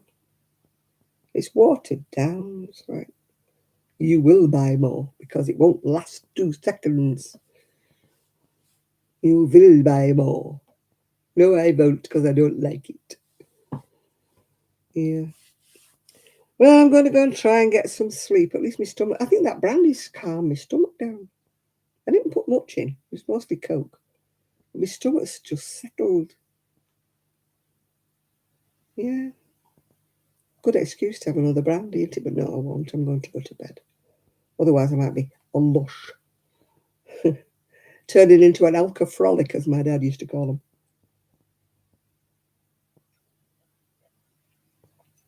He wouldn't say the word, he would say he's alcoholicking, you know. Yeah, I'm going to go. So thank you all for your company. And thank you for my thumbs up. I got some thumbs up tonight. Yeah, my tummy's feeling a lot better. It must have been the brandy. Maybe I was lacking a bit of alcohol. It's not usually alcohol that settles your tummy down, is it? It's usually the opposite way around. I hope it lasts long enough for me to get to sleep. So I've got to go and take this makeup off. Put me now. I won't be having my Horlicks tonight. I don't think it'll mix with the brandy, will it? No. Actually, I haven't had any Horlicks for weeks now. Yeah, I need to get up in the morning and tidy up because I still haven't done what I said I was going to do, which was tidy up my rubbish cupboard. You know, the one with all the bits of balls of wool in. I was going to wind them all on my little winder and make them look tidy. But, yeah, well, I will have a bit of a lie in, actually, because there's no dogs to wake me up with. And I've got nobody calling. I've got no Amazon man ringing the doorbell at God knows what time. Do you know the postman put a letter through the door for my son today, and it was screwed up in a ball. It was like he'd gone with it before he pushed it through the letterbox. Nice. I'm sure it wasn't that shape when he got it in his hand. It was flat like an envelope, yeah. But why did he have to screw it up and throw it through the letterbox? He must have been in a mood. Perhaps one of the dogs had had a go at him before today. Yeah, a bit of peace and quiet. I've enjoyed it. I've enjoyed being on my own. Just putting my music on. And I remember once somebody telling me that they had a thing and it said, photos do not bend on the front of an envelope. And the postman had written, oh, yes, they do. And folded it in half and pushed it through the letterbox. Nice. He wasn't having a bad day, obviously. Oh, dear. Yeah, I had quite a few parcels come. The trouble is we've got a Ring doorbell. So my son can see from a distance if I've got any parcels delivered. What the hell have you bought now? Of course, when that rubbish arrived, from the Chinese place we're not going to mention, what the hell have you bought now? And I'm like, yeah, what did I buy? Why did I waste my money? Please tell me not to go on that site anymore. Please tell me not to buy any more junk. Why give money to people abroad? Why don't we go in our own shops and buy something? You can get something cheap from Poundland or Wilko or wherever. Pound Stretcher. Yeah, I'm banned from it. Don't say that word. What did I get? A load of tat is what I got. I did it on my video. If you look at one of my videos, I did show what I got. Didn't mention the name because I'm not giving them the advertising space. It was tat.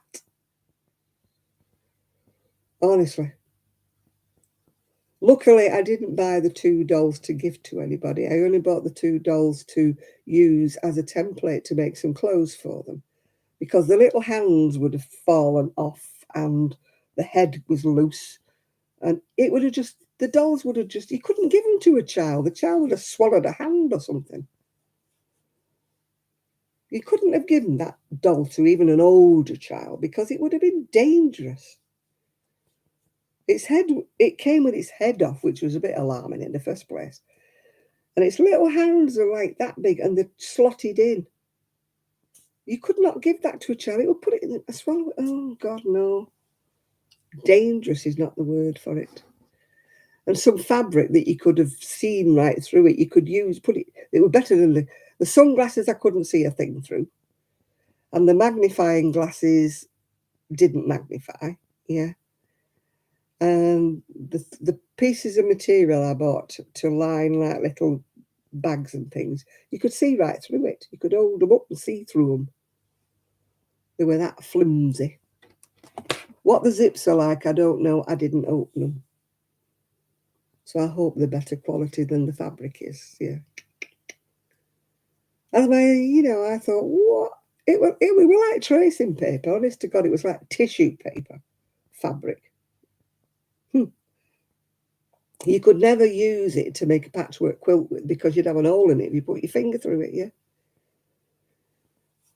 And I bought a plastic box that I could have got from Poundland for a lot less than I paid for it, I'm like, nah, you need a brain transplant, Janet. Don't buy anymore. My son's bought about 2 or 3 things from them and thrown them in the bin. Some of the things I bought went straight outside. It might have been suitable.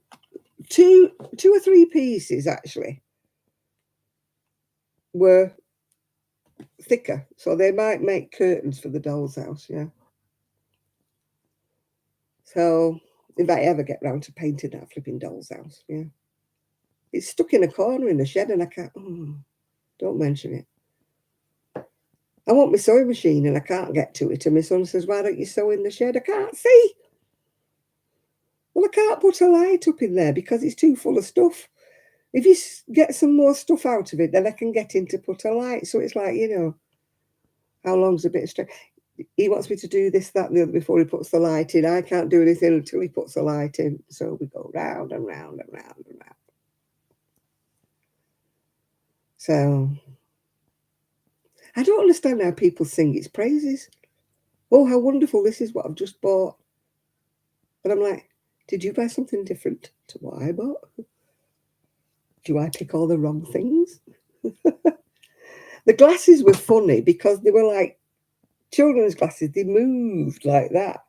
They were that flimsy. They just moved. You know, when you put them on like that, they were swaying about, you know, because the plastic was that cheap. They just moved. I mean, these are cheap. These are from Amazon, but at least you can see through them, yeah? Yeah, but these other glasses, you can go like that. They were so bad. They were funny. If you watch my video, you'll see what I mean. They were funny. They were that bad. Yeah. There's a mug board every minute, and one of them was me.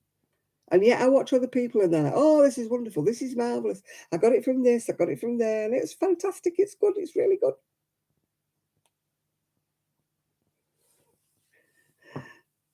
Their expectations must be a lot less than mine. Yeah, it was. To me, which video was it? Was it the last one? It's the one where I'm sitting on a hard chair at the table. It's that video. I don't know if it's the last video or the one before that. Yeah, some people must be very easy pleased. That's all I can say, Nathan. It's hilarious if you watch it. If you look at my glasses and my sunglasses that are like mirrors. They are so dark. It's like that. You can't see anything. You could not. It would have to be blinding sunshine for you to even walk out the door with them. You can't see anything through them at all. They're just like blackout blinds. Oh dear. They were funny. They were so funny. And the dolls, you wait to see the dolls. They got the weirdest hairstyles in the world. But you'd never give them to a kid. Couldn't do. You'd be liable. Yeah, they'd be suitable for a total eclipse. They would be. I'll send them you, Nathan. If you want to watch the sun. They're just like mirrors on the outside. You can't see through them. You're like, I was like that looking in the garden. I couldn't even see the garden. It was like, and it was quite a sunny day.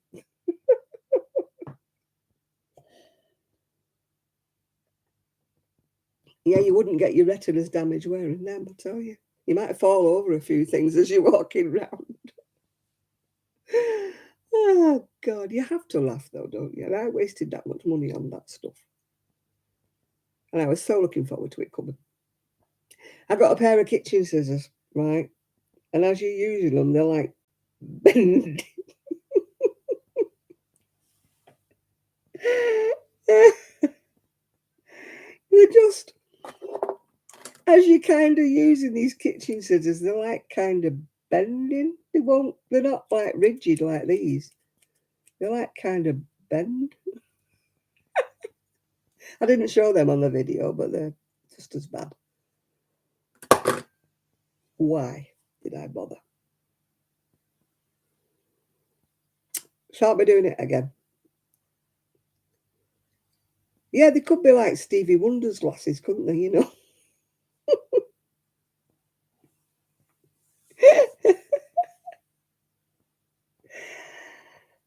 As you say, you have to laugh, otherwise you would just tip the whole lot in the bin. Oh, it looks wonderful if you look on the side. It looks great. Everything looks wonderbar. Mm. Did you see that hairpiece I bought?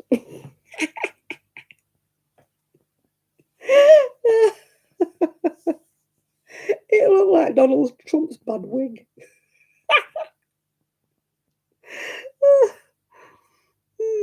Dearie me. And it was like weird. It was on a like elasticy thing, you know.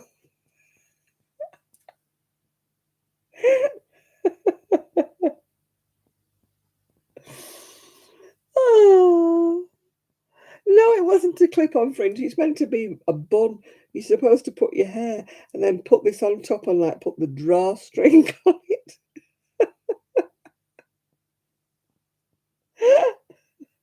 And it wouldn't look fake at all. No, you look like you've got a cat on your head.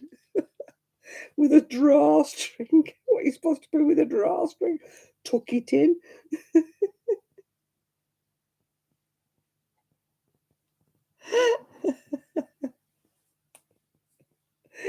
And it really matches my hair. Not.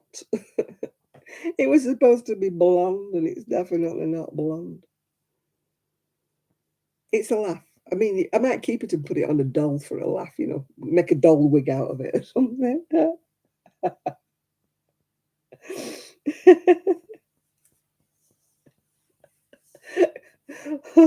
Where will you see the video? I'll put it on top of my head in the video. So if you want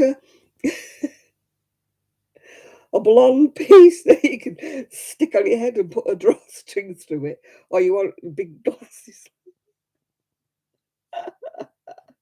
Anita Roddick, that was the one who had the body shop, yeah. Yeah, there's some poor little people probably being paid a penny an hour to make all this rubbish. Yeah. Yeah, so if you want to make yourself a blonde bun at any time, Nathan, just let me know. I haven't got your address yet, but I'll find it. With a pair of glasses that you can't see through, yeah. Or if you want some bendy purple ones.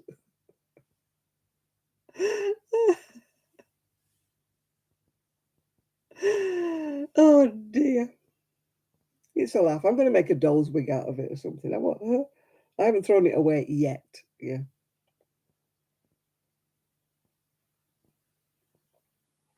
Let's still. I used the headband to actually put my makeup on with tonight. I just put it round. It was like.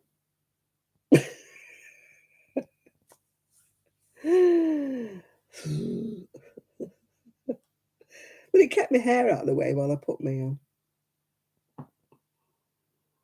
waste not, want not. Oh my God, yeah. And everything came in its individual plastic bags. So I filled up the bin with all a load of plastic. Talk about the earth, save the planet. There was more plastic in that bag. Everything was in a bag. Plastic.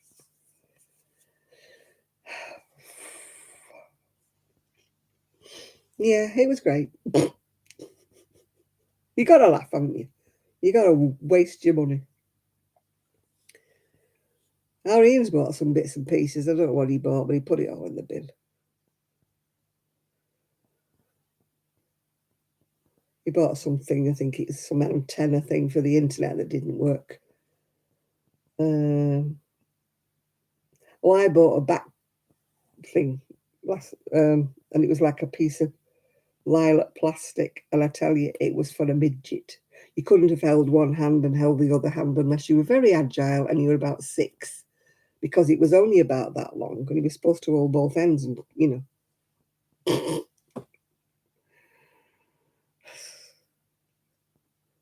And then I bought a pill thing that was supposed to. That's gone in the bin. It wouldn't do anything. It all fell apart when I was trying to use it.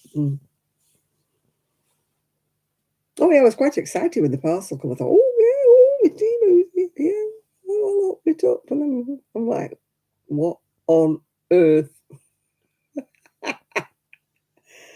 I'm like thinking, Janet, there is one born every minute, and you've just fallen for it, You know when you fall for the old. They used to call him a snake oil salesman, didn't they? When you fall for that, and you think, what have I just bought?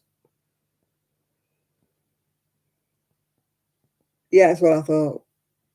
What have I bought? It doesn't look anything like on the catalogue.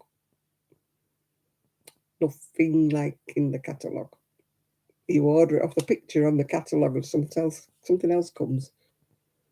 Some cheap version of what you thought you'd ordered arrives. Yeah.